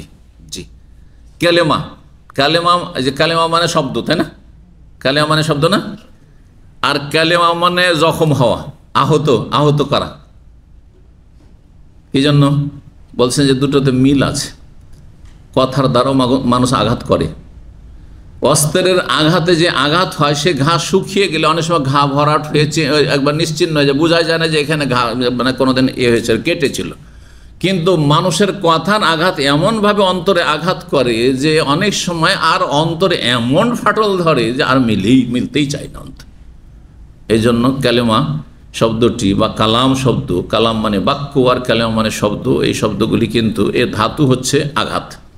মামিন মাকলুমিন ইউকলাম ফিল্লাহ, কোনো আঘাতপ্রাপ্ত ব্যক্তি যদি আল্লাহর রাস্তায় আঘাতপ্রাপ্ত হয়, ইল্লা যা ইয়াউমাল কিয়ামতে, আল্লাহর রাস্তায় যেহেতু জিহাদের ময়দানে বা কাফের হাতে, জালেমের হাতে, এমনকি মুসলিম জালেমের হাতে যদি আহত হয়, বাড়িতে আসলো আর জুলুম অত্যাচার করে দিল, মেরে দিল, অথবা আহত করে দিল, খুন করে দিল ইত্যাদি, যদি এমনটা হয়, তো কিয়ামতের দিনে আসবে ওয়াকাল মহুয়ুদমা, তার ক্ষত থেকে, সে আঘাতের স্থান থেকে রক্ত প্রবাহিত হতে থাকবে, যে আল্লাহ তোমার রাস্তায় রক্ত ঝরিয়েছিলাম। আল্লাহ লৌন দম, রংটি হবে, হ্যাঁ কিসের, রক্তের রং। ও রিহ মিস্ক, আর তার ঘ্রাণ হবে, সুগন্ধি হবে মৃগ নাভির মিস্কের সুগন্ধির মতো।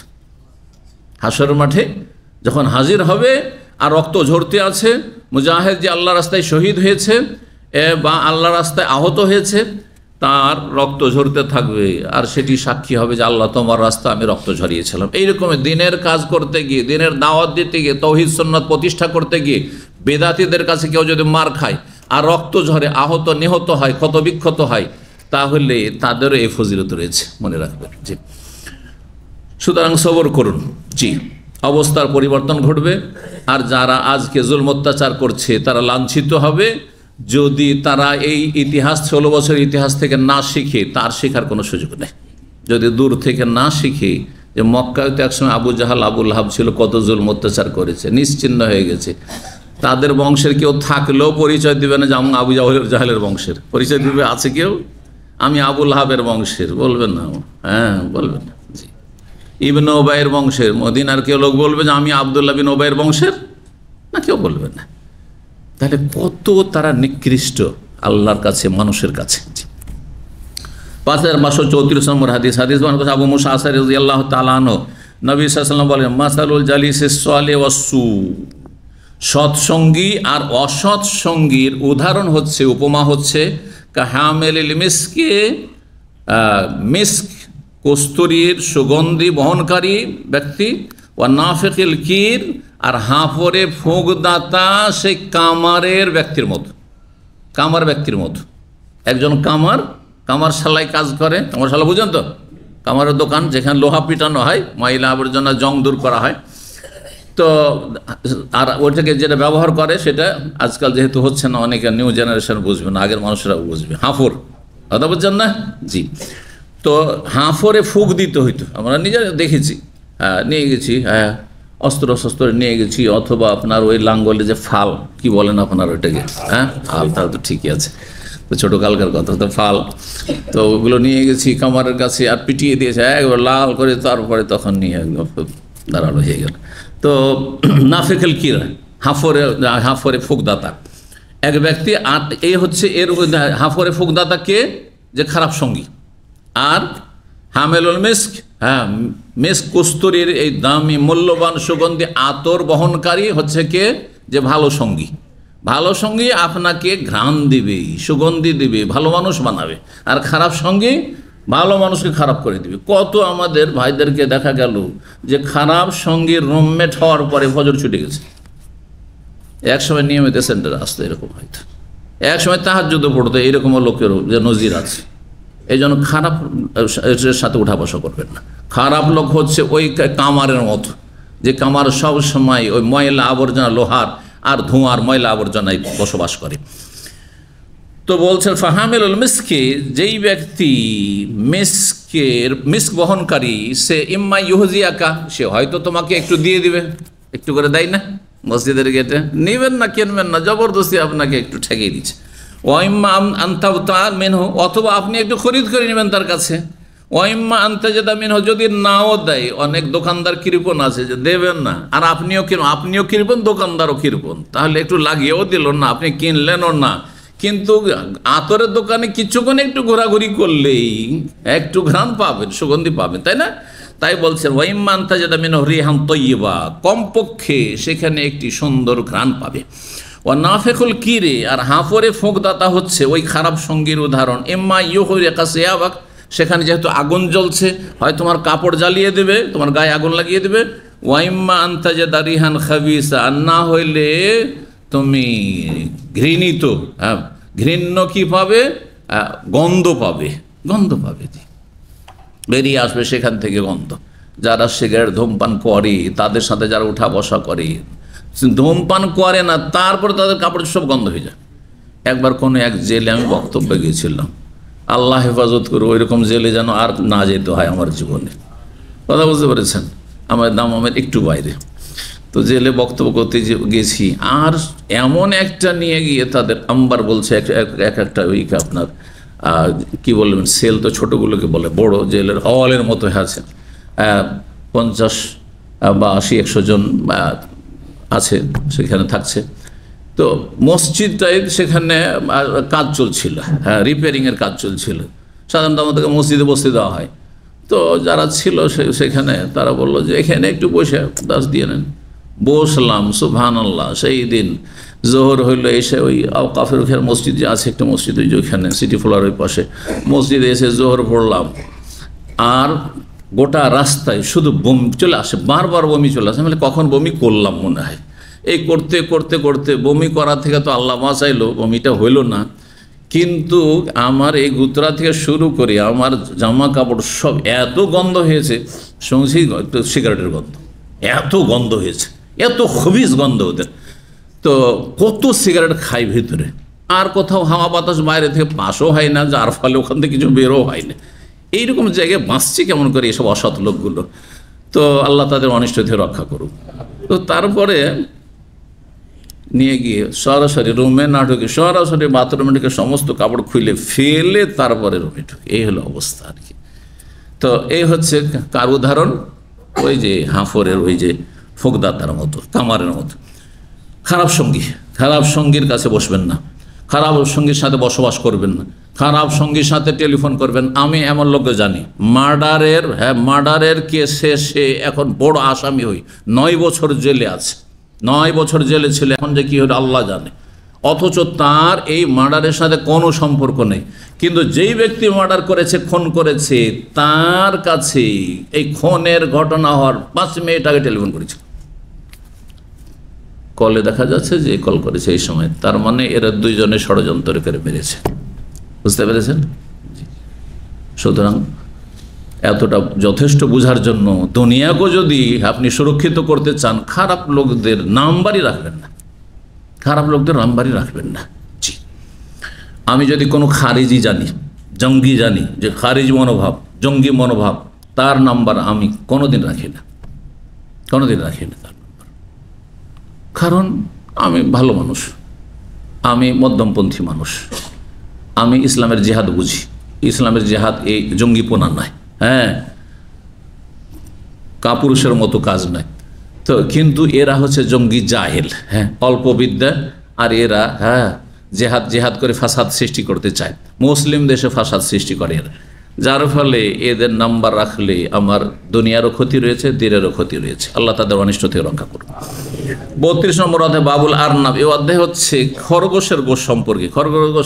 খরগোশের গোশ খাওয়া হালাল না হারাম? হালাল। খেয়েছেন? কে কে খেয়েছেন দেখি? মাশাআল্লাহ, হালাল তারপরও খাননি, অল্প লোক খেয়েছেন। 5535 নম্বর হাদিস। আনাস রাদিয়াল্লাহু তাআলা আনহু বর্ণনা করেন, তিনি বলেন, আনফাজনা আরনাবান, আমরা একবার একটি খরগোশকে তাড়াতে শুরু করলাম। খরগোশ পেয়ে গেছি, শিকার করে তাড়াচ্ছে। ও নাহানবে মাররুজ জাহর, মাররুজ জাহরান নামক স্থানে ছিল। মাররুজ জাহরান মদিনা থেকে মক্কার দিকে যেতে, মক্কার কিছু দূর বাইরে আর কি, সেখানে একটি জায়গার নাম। ফাসাল কওম, লোকেরা তার পিছনে ছুটলো সবাইকে, ফালাগে, ও সবাই ক্লান্ত হয়ে গেল, ধরতে পারলো না, তাড়তে তাড়তে আমরা ক্লান্ত হয়ে পড়লাম। তো ক্লান্ত তো প্রায় লোকে হয়ে গেল, আর সব কিছু ছেড়ে দিল। কিন্তু আনাস বলছেন, আনাস যুবক ছেলে, বলছে আমি ছাড়লাম না, না ছোড়বান্দা। ফাখাজ তো, আমি ধরে ফেললাম। ফাজিয়ে তো বেহাইলা আবি তালহা, তখন সেটিকে ধরে আবু তালহার কাছে নিয়ে আসলাম। আবু তালহা তার মায়ের স্বামী, সৎবাপ। ফাজাবাহ, সেটিকে জবাই করলেন। ফাবাসা বেওয়ারে কাইহা, তারপরে তার আপনার নিতম্ভ অথবা বর্ণনাকারী সন্দেহ আও ফাঁকে যাইহা, তার রান, একটি রান অথবা নিতম্ভ নবী সাল্লাল্লাহু আলাইহি ওয়াসাল্লামের কাছে পাঠিয়ে দিলেন হাদিয়া হিসাবে। ফাকাবেলহা, নবী সাল্লাল্লাহু আলাইহি ওয়াসাল্লাম সেটি সাদরে গ্রহণ করলেন এবং সেই খরগোশের গোশত খেলেন। 33 নম্বর অধ্যায় বাবু দব্বে। এই অধ্যায় হচ্ছে সান্ডা সম্পর্কে। দব বুঝেন তো? দব মানে এটা আরব দেশে পাওয়া যায় অথবা মরুভূমি অঞ্চলে পাওয়া যায়। ভারতের যদি কোথাও পাওয়া যায় তাহলে রাজস্থানে পাওয়া যেতে পারে, কারণ মরুভূমি রয়েছে। আর আমাদের অঞ্চলে, হ্যাঁ, বেঙ্গল, বিহার, আপনার ইউপি অথবা আপনার বাংলাদেশে যেটা পাওয়া যায় দব্বের কাছাকাছি, সেটা গুইসাপ। গুইসাপ হারাম, গুইসাপ হারাম। অনেক কাঠমোল্লা বুঝেন তো, যে অল্প বিদ্যা, এরা চরমপন্থী, কিন্তু এদের মধ্যে একটা জঙ্গিপনা আছে। জাহেলের আলেমকে আলেম মনে করে 3 হরফ পড়ে। গুইসাপ খাওয়া আমাদের দেশে কিছু মোল্লা আছে, কোনো আলেম খাবে না, কখনো খাবে না, হারাম। জি, গুইসাপ আর আপনার এই সান্ডাতে পার্থক্য করেছে। দব শুধু মরুভূমির দেশে পাওয়া যায়। তো হাদিস বর্ণনা করেছেন আব্দুল্লাহ বিন দিনার, তিনি বলছেন, আমি ইবনে ওমর থেকে শুনেছি, তিনি বলেন নবী সাল্লাল্লাহু আলাইহি ওয়াসাল্লাম একবার বলেন, আদ-দাব্বু লাস্তু আকুলুহু, দব সান্ডার গোশত আমি খাইও না, ওয়ালা ওহাররিমু, আর হারামও করি না। আমি নিজে খাই না, আমি হারাম বলি না। জি, তার মানে কেউ খেলে খেতে পারি, কিন্তু আমি ব্যক্তিগত খাই না, রুচি হয় না। নবী সাল্লাল্লাহু আলাইহি ওয়াসাল্লাম বলছেন আমার মাতৃভূমিটা এতে ছোটো কাল থেকে দেখি নাই, বা আমরা অভ্যস্ত নাই, সেজন্য। অভ্যাস না থাকলে খাওয়া যায় না, অভ্যাস না থাকলে খাওয়া যায় না। যেমন আমি নিজের কথা বলছি, আমার চিংড়ি মাছ খাওয়া অভ্যাস আছে, ছোট থেকে মজা লাগে, হ্যাঁ চিংড়ি ভাজি, হ্যাঁ। কিন্তু কোলেস্ট্রল যখন জানতে পারলাম কোলেস্ট্রলের যুগে, তখন একটু সতর্ক হয়তো। কিন্তু ছোটোতে তো মনে করতাম যে চিংড়ি পেয়েছি মানে কাজ হয়ে গেছে, তাই না? কিন্তু কাঁকড়া যেহেতু খাওয়া ছোটো থেকে অভ্যাস না, এখন সৌদি আরবে এসে আমার মজলিসে অনেকে কাঁকড়া খেয়েছে, আমার কাঁকড়া রুচি হয় না আমার, কিন্তু জায়েজ, কোনো অসুবিধা না, খান। ঠিক। 537 নম্বর হাদিস বর্ণনা করেছেন আব্দুল্লাহ বিন আব্বাস রাদিয়াল্লাহু তাআলা আনহু বলছেন, খালিদ বিন ওয়ালিদ থেকে বর্ণনা করে, আন্নাহু দাখালা মা রাসূলিল্লাহ সাল্লাল্লাহু আলাইহি ওয়াসাল্লাম বাইতা মাইমুনা। খালিদ বিন ওয়ালিদ রাসূলুল্লাহ সাল্লাল্লাহু আলাইহি ওয়াসাল্লামের সাথে মাইমুনা রাদিয়াল্লাহু তাআলার বাড়িতে প্রবেশ করলেন। আর মাইমুনা হচ্ছেন এই খালিদ বিন ওয়ালিদের খালা। ফাউতিয়া বিদাব্বিন মাহনুজিন, একটি ভুনা সান্ডা নিয়ে আসা হলো, সান্ডা ফ্রাই করা ভুনা সান্ডা নিয়ে আসা হলো। আহওয়া এলিহ রাসূলুল্লাহ বিয়াদিহি, রাসূলুল্লাহ সাল্লাল্লাহু আলাইহি ওয়াসাল্লাম সেটার দিয়ে হাত বাড়িয়ে দিলেন খাওয়ার জন্য। তার মানে চিনতে পারেননি যে এটি সান্ডা, গোটা সান্ডা নেই, সান্ডার গোস্ত, কেন বুঝতে পারেননি, ভাবছেন যে গোস্ত আছে, খাওয়ার জন্য হাত বাড়িয়েছেন। ফাকালা বাযুন নিসওয়া, বাড়িতে কিছু অন্য মহিলারাও ছিল, তারা বলেন আখবিরু, পরিবারের আখবিরু রাসূলুল্লাহ সাল্লাল্লাহু আলাইহি ওয়াসাল্লাম, জানিয়ে দেন। কারণ নিয়ম হচ্ছে নবী সাল্লাল্লাহু আলাইহি ওয়াসাল্লামের পরিবারের, যে নবী সাল্লাল্লাহু আলাইহি ওয়াসাল্লামের সামনে কোনো খাবার পরিবেশন করলে বলে দিতেন আগেই যে এইটা অমুক খাবার, কি জানি হয়তো নবী সাল্লাল্লাহু আলাইহি ওয়াসাল্লাম এটা পছন্দ না করতে পারেন, সুতরাং আগে বলে দেওয়া ভালো। পরে যদি বলেন না তোমরা খাওয়ালে কেন আমাকে না বলে, অথবা কোনো কিছুতে গন্ধ থাকতে পারে, অনেক সময় খাবার হালাল কিন্তু সেটাতে গন্ধ হইতে পারে, সুতরাং আগেই জানিয়ে দেওয়া। তো এই জন্য জানিয়ে দিতেন তারা। বলে রাসূলুল্লাহ সাল্লাল্লাহু আলাইহি ওয়াসাল্লামকে জানিয়ে দাও বিমা ইউরিদ আন ইয়াকুল, যেটা খেতে চাইছেন বা খাওয়ার ইচ্ছুক হয়েছেন আর সামনে পেশ করেছে, বলে দাও যে এটি আছে। ফাকালু, তখন যারা ছিল সেখানে তারা বলল হুয়া দাব্বুন ইয়া রাসূল, এটি হচ্ছে সান্ডা। ফারাফা ইয়াদে, তখন নবী সাল্লাল্লাহু আলাইহি ওয়াসাল্লাম হাতটা যে বাড়িয়েছিলেন, হাতটা উঠিয়ে দিলেন সেখান থেকে বা গুটিয়ে দিলেন। ফাকুলতু, তখন আমি বললাম, খালিদ বিন ওয়ালিদ বলছেন, আমি বললাম হারামুন হুয়া ইয়া রাসূলুল্লাহ, সান্ডার গোস্ত দব কি হারাম? ফাকাল আল্লাহ, না, ওয়ালাকিন, তাহলে হারাম নয়, লাম ইয়াকুন বে আরদে কওমি, আমার বংশের মাতৃভূমিতে সেটা পাওয়া যায় না। জি। ফাআজেদনি আফুহু, সেই জন্য সেটিকে আমি অরুচি করি, অরুচি মনে করি, সেটা আমাকে অরুচি লাগে, বা সেটাকে আমি অপছন্দ করি, করি বললে তাহলে অপছন্দ করি। আফু মানে অরুচি হওয়া, যে রুচি হয় না। তাহলে এই নাজদে পাওয়া যায়, এই কাসিম, রিয়াদ, এসব এলাকায় সান্ডার এলাকা। তো নবী সাল্লাল্লাহু আলাইহি ওয়াসাল্লামের কাছে এই নাজদ থেকে কোনো একজন নিয়ে গেছিল, অন্য হাদিসে যেমন রয়েছে। কালা খালিদ তখন বলছেন, ফাজতারারতু, নবী সাল্লাল্লাহু যখন খেলেন না তখন সেটাকে আমি নিজে দিয়ে টেনে নিলাম, হ্যাঁ। ফাকালতুহু, আর তারপরে সেটাকে খেয়ে ফেললাম। ওয়া রাসূলুল্লাহ সাল্লাল্লাহু আলাইহি ওয়াসাল্লাম, তখন রাসূল আমার দিকে তাকাচ্ছিলেন, দেখছিলেন যে আরে খালিদ তো ভালোই খেতে পারছে। দব্বের গোস্ত কে খেয়েছেন? সান্ডা। যদি কেউ খায় তবু হাতটা একটু আস্তে করে উঠাচ্ছে, মনে হচ্ছে মকরু না। রাসূলুল্লাহ খাননি তার মানে মাকরু না। নবী সাল্লাল্লাহু আলাইহি ওয়াসাল্লাম মজলিসে সাহাবীরা খেয়েছেন, কোনো মাকরু না, খেতে পারেন, রুচি হলে খেতে পারেন, জায়েজ। 34 নম্বর অধ্যায় বলছে বাবুনি ইযা ওয়াকাতিল ফারাতু ফিস সামানিল জামিদ আবিজ যায়বি। এই অধ্যায় হচ্ছে কোন এঁদুর যদি জমা ঘিয়ে অথবা তরল ঘিয়ে পড়ে যায়, অথবা জমা তেলে অথবা তরল তেলে পড়ে যায়, কোনো খাবারে পড়ে যায়, সেই খাবার শুকনো খাবার অথবা তরল রসাল খাবার পড়ে যায়, তাহলে কি করবেন? জি, মাসলা কি বলতে পারেন? তরকারি আছে আপনার, আর তরকারিতে একটা ইঁদুর মরে আছে, যে ফতোয়া বলবে সে হাত ওঠাবে, হ্যাঁ, ওই মানে এই খালি খাবারটাকে ফেলে দিতে হবে, ইঁদুরটাকে ফেলবেন না, আগে ইঁদুর ফেলতে হবে, আগে ইঁদুরটাকে উঠিয়ে ফেলতে হবে, তারপরে হ্যাঁ, আর তার আশপাশ তার প্রভাবিত হইতে পারে, তার আশপাশকে ফেলতে হবে। আচ্ছা, শুকনো আর তরলে পার্থক্য আছে না দুটোরই হুকুম একই? যে বলবে হাত তুলবে। হ্যাঁ, কি পার্থক্য আছে? আচ্ছা, ডাল আছে, তরল যে বেশি ফেলাতে হবে না, পুরোটা ফেলতে হবে না। তাহলে ধরেন ডাল আছে, আর ডালে মরা একটা এঁদুর পড়ে আছে, যেই জায়গায় পড়ে আছে ওই জায়গায় আর ওখান থেকে কিছু ডাল উঠে বাকিটা রেখে দিবেন, খাবেন? ফতোয়া দেখছেন? আচ্ছা, চলবে? তাহলে তরল আর শুকনার পার্থক্য রয়েছে মশলা। এটি হচ্ছে জমহুর অধিকাংশ সিংহভাগ উলামায়ে কেরামদের মত। অল্প কিছু আলেম রয়েছে তাদের ফতোয়া যে শুকনো হোক অথবা তরল হোক, হ্যাঁ, জমা খাবার হোক বা কিছু হোক, মিষ্টি জাতীয় হোক, অথবা যে কোনো খাবারই হোক না কেন। ঘিয়ের উদাহরণ দেওয়া হয়েছে, তেলের উদাহরণ দেওয়া হয়েছে, কিন্তু যে কোনো খাবার। রসাল যদি খাবার হয় তাহলে গোটাটাই প্রভাবিত হইতে পারে, যেটা শরীর স্বাস্থ্যের জন্য ক্ষতিকারক হতে পারে, সেজন্য গোড়ায় ফেলে দেবেন তরল হলে। আর শুকনা যদি হয় আর আপনার রুচি হচ্ছে বা প্রয়োজন রয়েছে, অভাবও থাকতে পারে অনেক সময়, তাহলে আল কোহা ও মাহাউল্লাহ, যেমন হাদিসে রয়েছে, সেই এঁদুরটিকে ফেলে দাও, আর এঁদুরের চারপাশ থেকে একটু নিয়ে ফেলে দাও, আর বাকিটা তোমরা খেয়ে নাও। কিন্তু খেয়ে নাও মানে খাওয়া যেমন নয়, রুচি হইলে খান, অরুচি করে খাবে না, কারণ অরুচি করে খেলে মানুষের ক্ষতি হতে পারে। জি, তো এই ছিল অধ্যায়। এখন হাদিস দেখেন, কয়েকটি হাদিস এসছে। 5538 নম্বর হাদিস। হাদিস বর্ণনা করছেন আব্দুল্লাহ বিন আব্বাস রাদিয়াল্লাহু তাআলা আনহুমা, তিনি মাইমুনা রাদিয়াল্লাহু তাআলা আনহা থেকে বর্ণনা করছেন, আন্না ফারাতান, তার খালা একটি ইঁদুরের বাচ্চা, ফারাতান মানে ছোট, তাহলে একটি ইঁদুরের বাচ্চা বা ইঁদুর ওয়াকাত ফিস সামনিন, ঘিয়ে পড়ে গেছিল, ফাম্মা তারপরে মরে গিয়েছিল, ফাসুইলান নবী আনহা, নবী সাল্লাল্লাহু আলাইহি জিজ্ঞাসা করা হইল, ফাকাল, তখন বলে আল কুহা ও মাহাউল্লাহা, সেটিকে ফেলে দাও আর তার চারপাশ থেকে ফেলে দাও, অকুলুহা, তারপরে খেয়ে নাও। তাহলে এই ঘি, হ্যাঁ, জমা ঘি ছিল, জমা ঘি ছিল, তরল ঘি, মানে ফোটার পরে যে তরল পানির মতো হয়ে থাকে এইরকম ছিল না, বা তেলের মতো হয়ে থাকে। এটি হচ্ছে অধিকাংশ উলামা কেরামদের মত।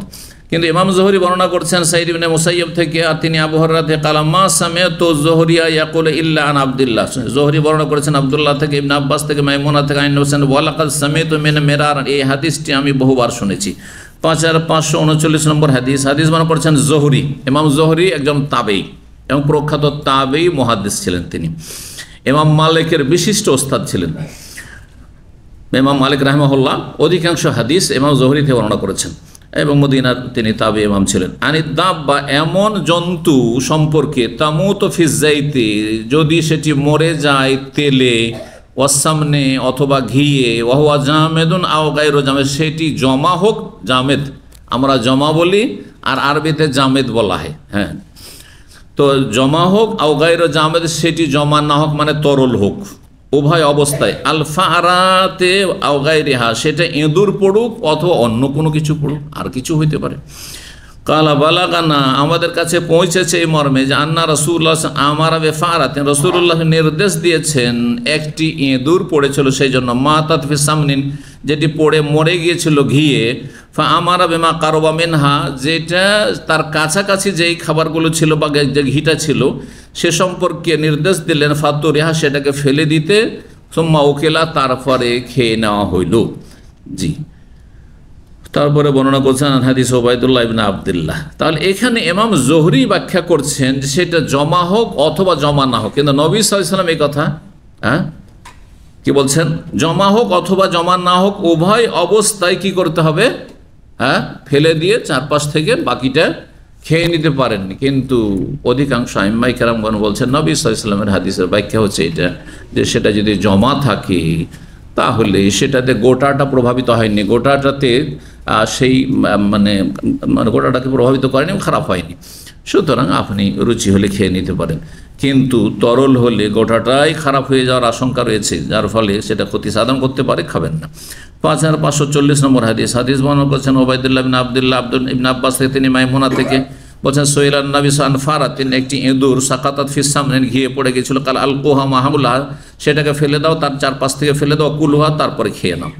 35 নম্বর অধ্যায় বলছেন, এই অধ্যায় বাবুল ওয়াসমে ওয়াল আলামে ফিস সুরাতে, এই অধ্যায় হচ্ছে পশুর মুখে সুরা, সুরা মানে কি, সুরা মানে রূপ, সুরা মানে কি রূপ, সুরা মানে আকার, তো মানুষের রূপ আকার কোথায় থাকে, চেহারায় থাকে, তো এখানে উদ্দেশ্য সুরা মানে চেহারায়।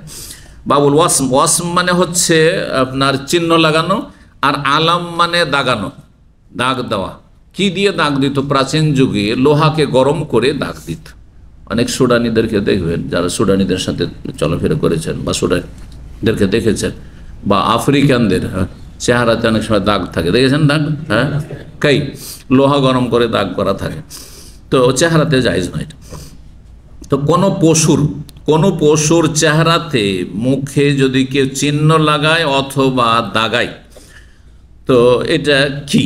জি, চেহারাতে জায়েজ নয়। চেহারা ছাড়া অন্য কোনো অংশে যদি চিহ্নিত করার জন্য আর সেটা বেশি কষ্টদায়ক না হয় তাহলে জায়েজ রয়েছে। কারণ নবী সাল্লাল্লাহু আলাইহি ওয়াসাল্লাম হাদিস আসবে, নবী সাল্লাল্লাহু আলাইহি ওয়াসাল্লাম কানে দাগিয়েছেন, কিন্তু মুখমণ্ডল নয়। মুখমণ্ডল সবসময় সম্মানিত এবং মানুষের সবসময় নজর পড়ে মুখমণ্ডলের ওপর, সুতরাং মুখটা যাতে বিকৃত না হয়।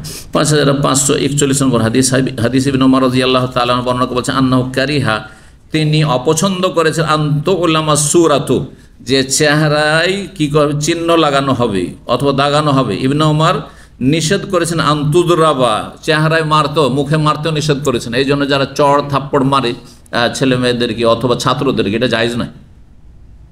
স্ত্রীর ক্ষেত্রে অথবা দাসীর ক্ষেত্রে অথবা দাস চাকরের ক্ষেত্রে যেগুলো কৃত দাস হইত, ওয়ালা তাদরিবিল ওয়াজহা, চেহারায় মারিও না। শরীরে যেই জায়গাগুলো নাজুক জায়গা, যেগুলো আঘাত লাগলে বেশি ক্ষতি হইতে পারে, হ্যাঁ, সেই জায়গাগুলিতে মারা হারাম, জায়েজ নয়। এই চেহারা এইটুকুতে মারা হারাম। কারো মাথায় মারা যাবে না, কানেও মারা যাবে না, হ্যাঁ, আর তারপরে আপনার গালেও মারা যাবে না, মুখেও মারা যাবে না, দাঁতে এইভাবে দিল মেরে দাঁতই ভেঙে দিল, হ্যাঁ, এসব জায়েজ নয়। এইটুকুতে মারা হারাম। তারপরে নাজুক জায়গা হচ্ছে হার্ট, এখানে হয়তো একটা ঘুষি মারলো কিন্তু দিল একবারে এখানে হার্টে, মারা যাবে না, মানুষ মরে যাবে, জায়েজ নয়, প্রাণ নাশ হইতে পারে, খুন করে দিতে পারেন আপনি একটা ঘুষি দিই, এটাও জায়েজ নয়। এগুলো মাসলা আমাদের দেশের এই মোল্লাদেরকে পড়াইতো, এই কওমে মোল্লাদেরকে, যারা বাচ্চাদেরকে, পরের বাচ্চাদেরকে অমানুষের মতো মারছে, পশু এরা। আউযু বিল্লাহি মিনাশ শাইতানির, নিজের ছেলেকে কখনোই এভাবে মারতে পারবে না। আর তারপর নিজের ছেলে হলেই কি মারা জায়েজ নাই? মোটেই জায়েজ নাই। জি, তো নাজুক জায়গায় তো মারা চলবে না। তাহলে মানুষের নাজুক জায়গা নয় এমন কোনো জায়গা আছে যেখানে সীমিত আকারে মারার বৈধতা দেওয়া যেতে পারে, সেটা হচ্ছে যেমন পেছন দিকে নরম জায়গায়, পিছন দিকে আবার হাড্ডিতে নেয়, মেরুদণ্ডের হাড্ডিতে নেয়, যে দিল মেরুদণ্ডের হাড্ডি, তার হাড্ডি ভেঙে দিল, দিয়ে ওকে একবারে বিকলঙ্গই করে দিল, না, সেটাও জায়েজ নয়। তাহলে যেগুলো নিতম্ব, এইগুলো জায়গা, নরম জায়গা, এইরকম নরম জায়গা তো কোনো জায়গাতে মারলো, আর সেটা নয় যে লাঠি দিয়ে আর বেঁত দিয়ে মারলো, আর ফুটিয়ে দিল, ফাটিয়ে দিল, লাল করে দিল, ফুলিয়ে দিল, এগুলো জায়েজই নয়, জায়েজই নয়। মারার উদ্দেশ্য তাজিব নয়, তাদিব, দুটো কথা মনে রাখবেন। যদি কেউ কাউকে তাজিব মানে আজাব দেওয়ার জন্য, তাজিব আজাব থেকে, শাস্তি দেওয়ার জন্য মারে তো জায়েজ নয়। আর আদব দেওয়ার জন্য, তাদিব আদব থেকে, আদাবাই আদব তাদিবান, আদব দেওয়ার জন্য মারে তো সীমিত আকারে জায়েজ। আর যেমনটা বললাম যে কোন কোন জায়গায় এত সীমিত জায়েজ, বোঝা গেছে না? তারপরও যারা মারে তারা ভালো লোক না। স্ত্রীর ক্ষেত্রে নবী সাল্লাল্লাহু আলাইহি ওয়াসাল্লাম বলেছেন, কিছু মহিলা এসে অভিযোগ করলো নবী সাল্লাল্লাহু আলাইহি ওয়াসাল্লামের সামনে, ইয়া রাসূলুল্লাহ, আমাদের স্বামীরা আপনি মারার অনুমতি দিয়েছেন, সেই জন্য এখন এইভাবে আমরাকে মারছে। তখন উলাইকা লাইসু বিখিয়ারিহিম, এরা ভালো মানুষ না। সমাজের ভালো মানুষ কখন স্ত্রীকে মারে না, স্ত্রীর গায়ে হাত তোলে না। জি, তো যাই হোক, হাদিস শেষ করি। হাদিস 5542 নম্বর হাদিস বলছেন, দাখাল তো আলা নবী সাল্লাল্লাহু আলাইহি ওয়াসাল্লাম, নবী সাল্লাল্লাহু আলাইহি ওয়াসাল্লামের কাছে প্রবেশ করলাম, বিআখিন লি, আমার এক ভাইকে নিয়ে। ভাইয়ের নাম ইব্রাহিম রেখেছিলেন নবী সাল্লাল্লাহু আলাইহি ওয়াসাল্লাম, অন্য হাদিস চলে গেছে। এরা ইউহান্নিকু তাহনিকের জন্য, মানে খেজুর চিবিয়ে রাসূলুল্লাহ সাল্লাল্লাহু আলাইহি ওয়াসাল্লাম যে সদ্য ভূমিষ্ঠ হওয়া শিশু তার মুখে দিয়ে দিতেন। ওয়াহুয়া ফি মিরবাদিন লাহু, তিনি ওঁট বাঁধার জায়গায় ছিলেন সেই সময়, যেখানে ওঁটের বাথান, আমরা বাথান বলি, আপনারা কি বলেন জানি না, ওঁট যেখানে বাঁধার জায়গা। এক তো বাড়িতে যে গোয়াল বলা হয়, যেখানে গরু টরু রাখা হয়, কিন্তু এমনি খোলা জায়গা আছে যেখানে গবাদি পশু বাঁধা আছে, এই জায়গাগুলো কি বলা হয়? হ্যাঁ, আথাল। চলেন, এগুলো আঞ্চলিক ভাষা। যদি কারো শুদ্ধ ভাষা জানা থাকে, বাংলার পণ্ডিত হন, তাহলে বলবেন, আমি ওই আঞ্চলিক ভাষা শিখে লাভটা কি? হ্যাঁ, শালাকে হালা বলবেন, আপনি হানি বলবেন, তো এই হানি শিখে আমার লাভটা কি? কথা বুঝতে পেরেছেন? তো টিহা বলবেন, হ্যাঁ, টিয়া, ওই উচ্চারণ করাও মুশকিল, আরও এক রাত আছে, হ্যাঁ, টাকাকে বিকৃত করে এমন জায়গায় নিয়ে গেছে যে ওকে উচ্চারণ করতে গিয়ে ওদের মতো হয় না। এইসব জিনিস শিখে লাভ থেকে কোনো লাভ নেই। এই জন্য যে কোনো ভাষার ক্ষেত্রে আমি খুব শক্ত, মাতৃভাষা আঞ্চলিক ভাষা শিখবেন না, কোনো ফায়দা নেই। আমার আঞ্চলিক ভাষা রয়েছে, আমাদের চাঁপাই মালদহর আঞ্চলিক ভাষা রয়েছে, আমি বলি না, কারণ এই ভাষা কোনো ভাষা না। আমি মদিনা ইউনিভার্সিটি সিনিয়র ওস্তাদ থেকে শিখেছিলাম। একজন সৌদি ঢুকেছে, ছাত্র আমাদের ক্লাসমেট, 120 জন ছিলাম। তো সে প্রশ্ন করেছে তার মাতৃভাষায়, আঞ্চলিক ভাষায়। তখন তিনি রিয়াজের ছিলেন, খুব ভালো শেখ ছিলেন, খুব ভালো ওস্তাদ ছিলেন মাশাআল্লাহ, সিনিয়র প্রফেসর। তিনি বললেন, লা তুকাল্লিমুল আমিয়া, আঞ্চলিক ভাষায় কথা বলবেন না, ফাইন্নাহা লাইসাত লুগা, এটি কোনো ভাষাই না, এটি কোনো ভাষাই না, শুদ্ধ ভাষায় কথা বলে। জি, যে মানুষের উন্নতি হবে। জি, আর সব এলাকার মানুষ বুঝবে। তো ওট বাঁধার জায়গায় নবী সাল্লাল্লাহু ছিলেন। নবী সাল্লাল্লাহু আলাইহি সাল্লাম মাঠে ঘাটও যেতেন। হ্যাঁ, বাইতুল মালের উট, হ্যাঁ, জাকাতের উট অথবা গনিমতের উট, সেখানে গিয়েছেন। ফারাইতুহু, তাকে দেখেছি, ইয়াসেম ও শাতান, সেখানে বকরি ছিল, বকরিকে দাগাচ্ছিলেন।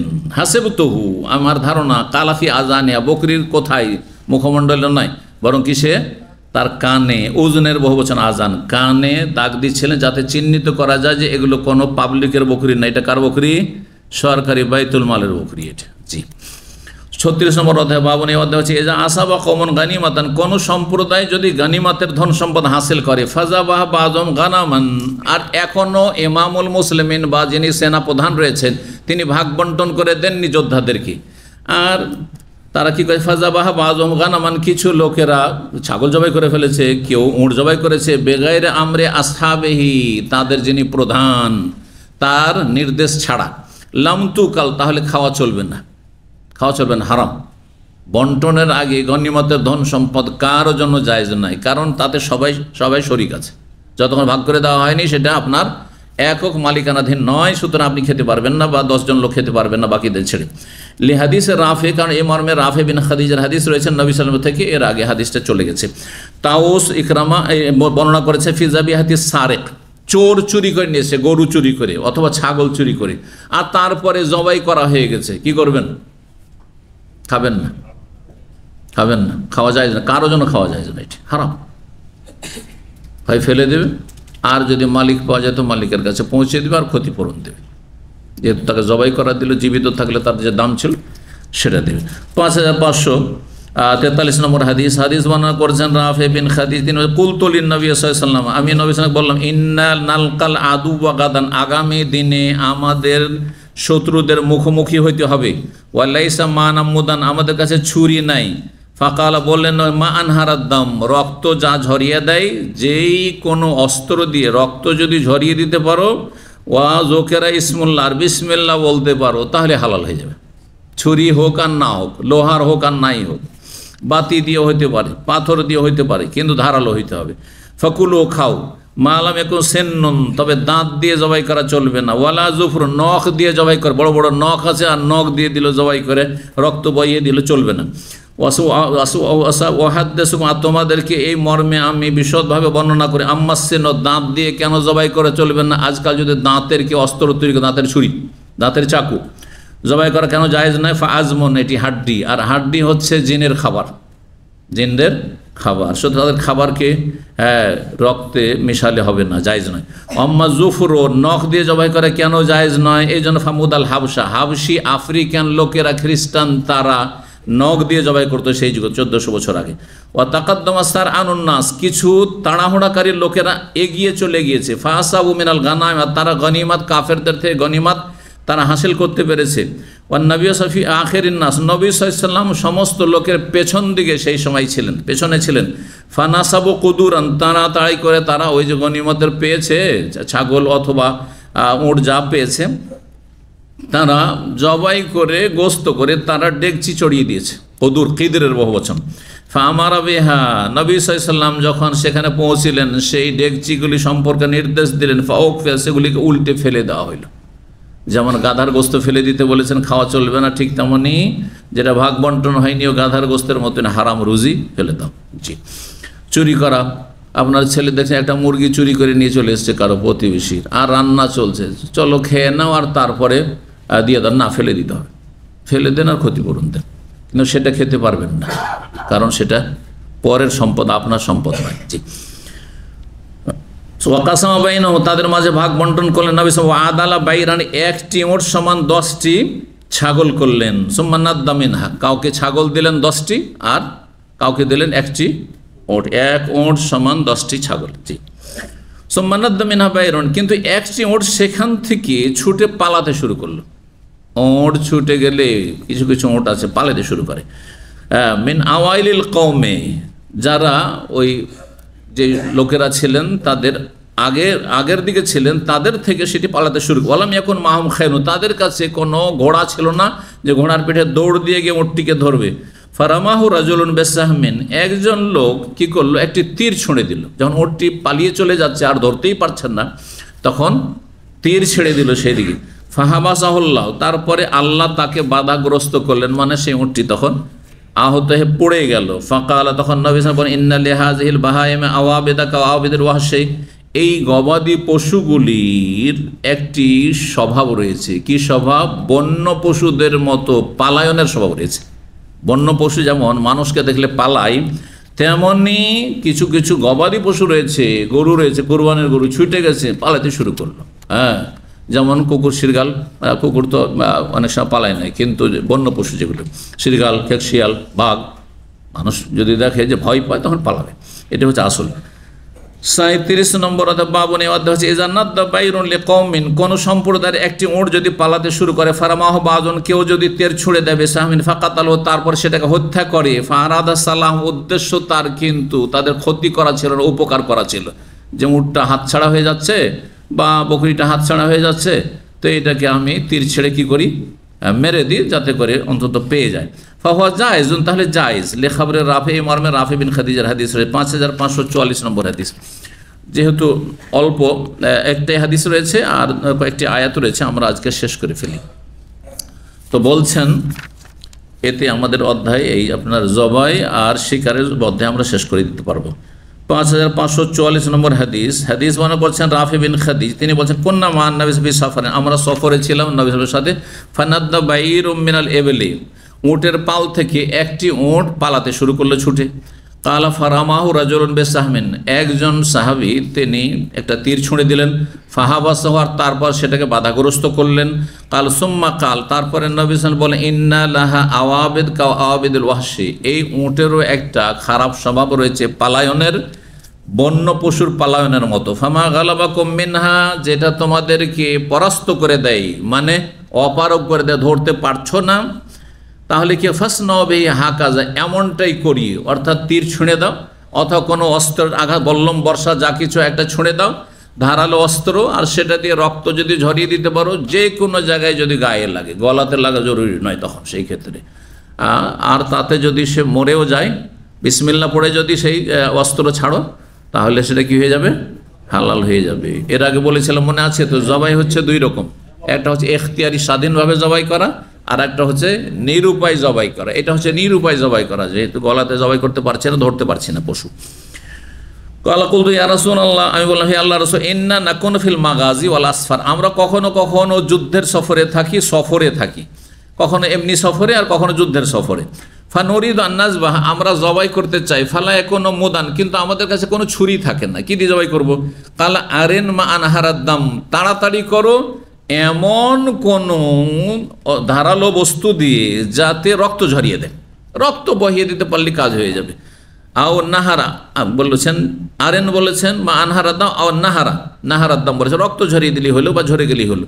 ও জোকেরা ইসমুল্লাহ, এবং বিসমিল্লাহ যদি বলা হয়, বিসমিল্লাহ বলে কিন্তু রক্ত ঝরাইতে হবে, বিসমিল্লাহ না বললে হবে না। এই হুকুমটাও বলে দিই, বা এর আগে বলা হয়েছে, আবার রিপিট করে দিই, যেহেতু অন্য দিনে আলোচনা এসে, গুরুত্বপূর্ণ এই আলোচনাটি। ফাকুল, তাহলে খাও, বিসমিল্লাহ বলা হয়েছে আর রক্ত ঝরানো হয়েছে, দুটো যদি থাকে, মরেও যায়, তাহলে খেতে পারো সেটি। আর কিসে জবাই চলবে না? গায়রা সিন্না অজু, দাঁত দিয়ে জবাই করা চলবে না, নখ দিয়ে জবাই করা চলবে। ফাইন্না সিন্না আজমন, কারণ দাঁত হচ্ছে হাড্ডি ধরনের, ও জুফুর, আর নখ হচ্ছে মুদাল হাবসা, হাবসি কাফেরদের ছুরি সুতরাং কাফেরদের অনুকরণে জবাই করা চলবে না। এখন একটা মশলা বলতে চেয়েছিলাম, সেটি হচ্ছে বিসমিল্লাহ বলার হুকুম কি জবাইয়ের সময়? হুকুম 5 রকমের। কোনটা? ফরজ, হ্যাঁ, সবার জন্য। যদি ভুলে যায় একজন মুসলিম জবাই করার সময় বিসমিল্লাহ ভুলে গেছে, আর জবাইটা করে দেওয়ার পরে বিসমিল্লাহ বললে আহা ইন্না লিল্লাহ, ভুলে গেছে, কি হবে এখন পশুটার? যারা হারাম বলছে হাত উঠাবে। কেউ হাত উঠাতে চায় না, সবাই খেতে চায়, নষ্ট করতে চায় না কেউ। মাশাআল্লাহ, ভালো তো। হ্যাঁ, খাওয়ার সময় বিসমিল্লাহ, সেটাও ফরজ নয়, সেটাও ফরজ নয়, সেটাও ফরজ নয়, সেটা সুন্নাত মুস্তাহাব। জি, হ্যাঁ, না ওর কাজ হবে না এটাতে, এখানে হবে না, জবাই মরে গেছে, জবাই করা হয়ে গেছে। বেঁচে থাকলে আরেকবার বিসমিল্লাহ বলে আপনি করেন, কিন্তু বেঁচে তো নেই। হ্যাঁ, দেখেন এই মত, এই মর্মে কয়টি মত রয়েছে বলেছিলাম না? 5টি করতে বললেন, আমি 3টির বেশি 4টি যাই না, এরা 5টি জানি। আমার চেয়ে তো বড় আলেম হয়ে গেল এরা, মুশকিল। 3টি মত রয়েছে জবাই সময় বিসমিল্লাহ বলার হুকুম সম্পর্কে। 3টি মত রয়েছে আইম্মায়ে কেরামদের। একটি মত হচ্ছে মনে থাকলে ফরজ, ভুলে গেলে মাফ। ঠিক আছে, এটা মাঝামাঝি মধ্যমপন্থীদের মত, এটা অধিকাংশ আইম্মায়ে কেরামদের মত, এটি হচ্ছে সঠিক। আর একটি মত হচ্ছে যে বিসমিল্লাহ বলা সুন্নাত, ফরজ ওয়াজিব কিছুই না, মনে থাকলেও সুন্নাত, আর না মনে থাকলেও সুন্নাত। সুন্নাত ছুটেছে, মনে আছে তারপরে যদি না বলে তবু হালাল হয়ে যাবে বিসমিল্লাহ না বললো। এই মতটি ইমাম শাফির মত। এখানে আমি শাফি নই, কথা বুঝলেন না? তাহলে অনেকে ভাবেন যে আমাদের হানফি মযহাব সম্পর্কে কেন শেখ এত বলছে, আর এই শাফি মযহাব সম্পর্কে বলছি, সাবধান করছি যে এইরকম ফতোয়া নেই যে আপনার মনে আছে একজন মুসলমান আর বিসমিল্লাহ বলবেন না আর জবাই করবেন, যে বিসমিল্লাহ বলা তো সুন্নাত না, মোটেই যায় না, আপনার জন্য ফরজ, মনে আছে আপনার। কি বুঝলেন? তাহলে আমাদের উদ্দেশ্য হচ্ছে কোরআন এবং হাদিসের সাথে আপনাদেরকে জড়িয়ে দেওয়া, লাগিয়ে দেওয়া। আমাদের উদ্দেশ্য কোনো মযহাবের বিরোধিতা করা না, পজিটিভ আমাদের উদ্দেশ্য হচ্ছে আপনি কোনো ব্যক্তি পূজায় যাবেন না, অন্ধ অনুসরণে যাবেন না, এগুলো থেকে মুক্তি লাভ করে রাসূলুল্লাহর অনুসারী হবেন। ফাত্তাবিউনি ইউহিব্বুকুমুল্লাহ, নবীর অনুসরণ করো, তাহলে আল্লাহ ভালোবাসবেন তোমাদেরকে। আল্লাহ কোরআনে কারীমে বলছেন, এটি হচ্ছে নবীর ভালোবাসা, আল্লাহর ভালোবাসার দলিল। জি, আল্লাহ বুঝার তৌফিক দান করেন।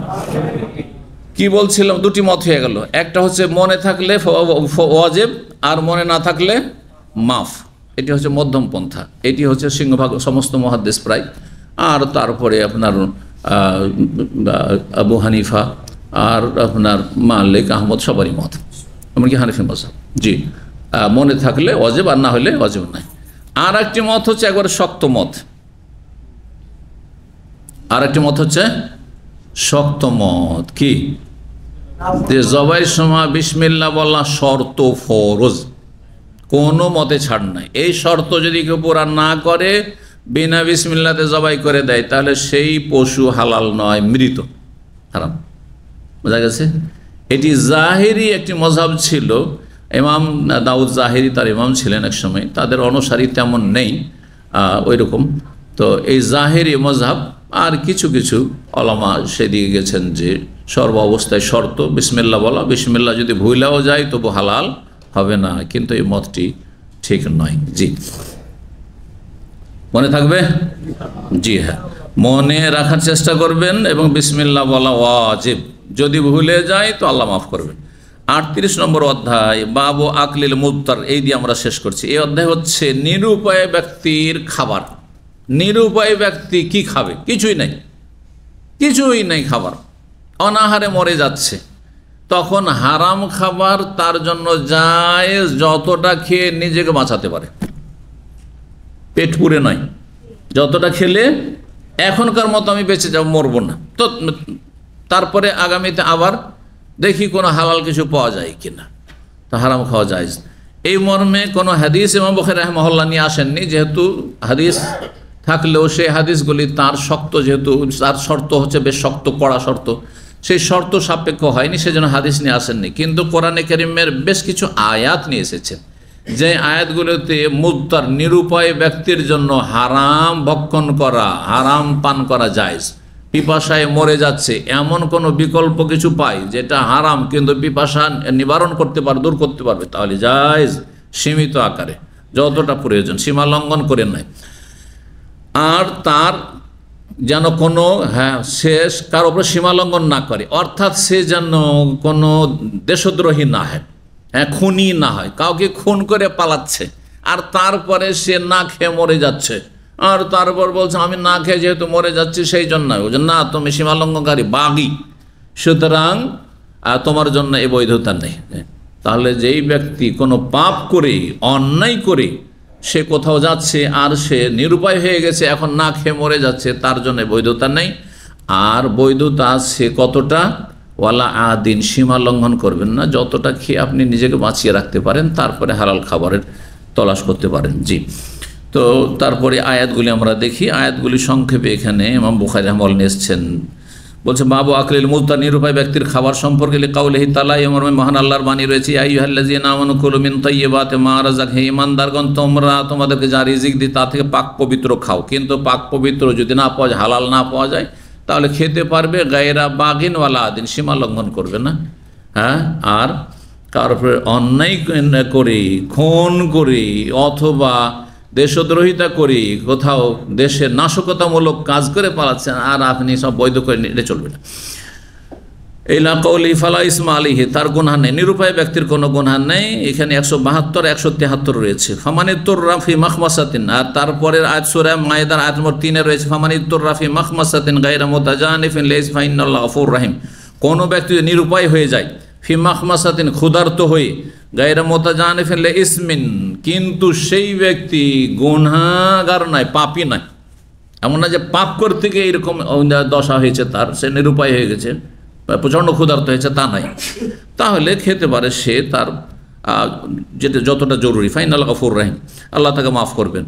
অন্য আয়াত সূরা আনামের আয়াত নম্বর 118 19 রয়েছে ফাকুলু মিম্মা যুকিরা ইসমুল্লাহি আলাইহি ইন কুনতুম বিআয়াতিহি মুমিনিন, যার উপর আল্লাহর নাম উচ্চারণ করে বিসমিল্লাহ বলা হয়, সেই পশু, জবাকৃত পশু তোমরা খাও, যদি তোমরা সত্যিকার অর্থে তার বিধিবিধানের আয়াতের প্রতি ঈমানদার হয়ে থাকো। আর তারপরে নিরুপায় ব্যক্তির জন্য খাওয়ার বৈধতা রয়েছে যতটা তার প্রয়োজন হয়।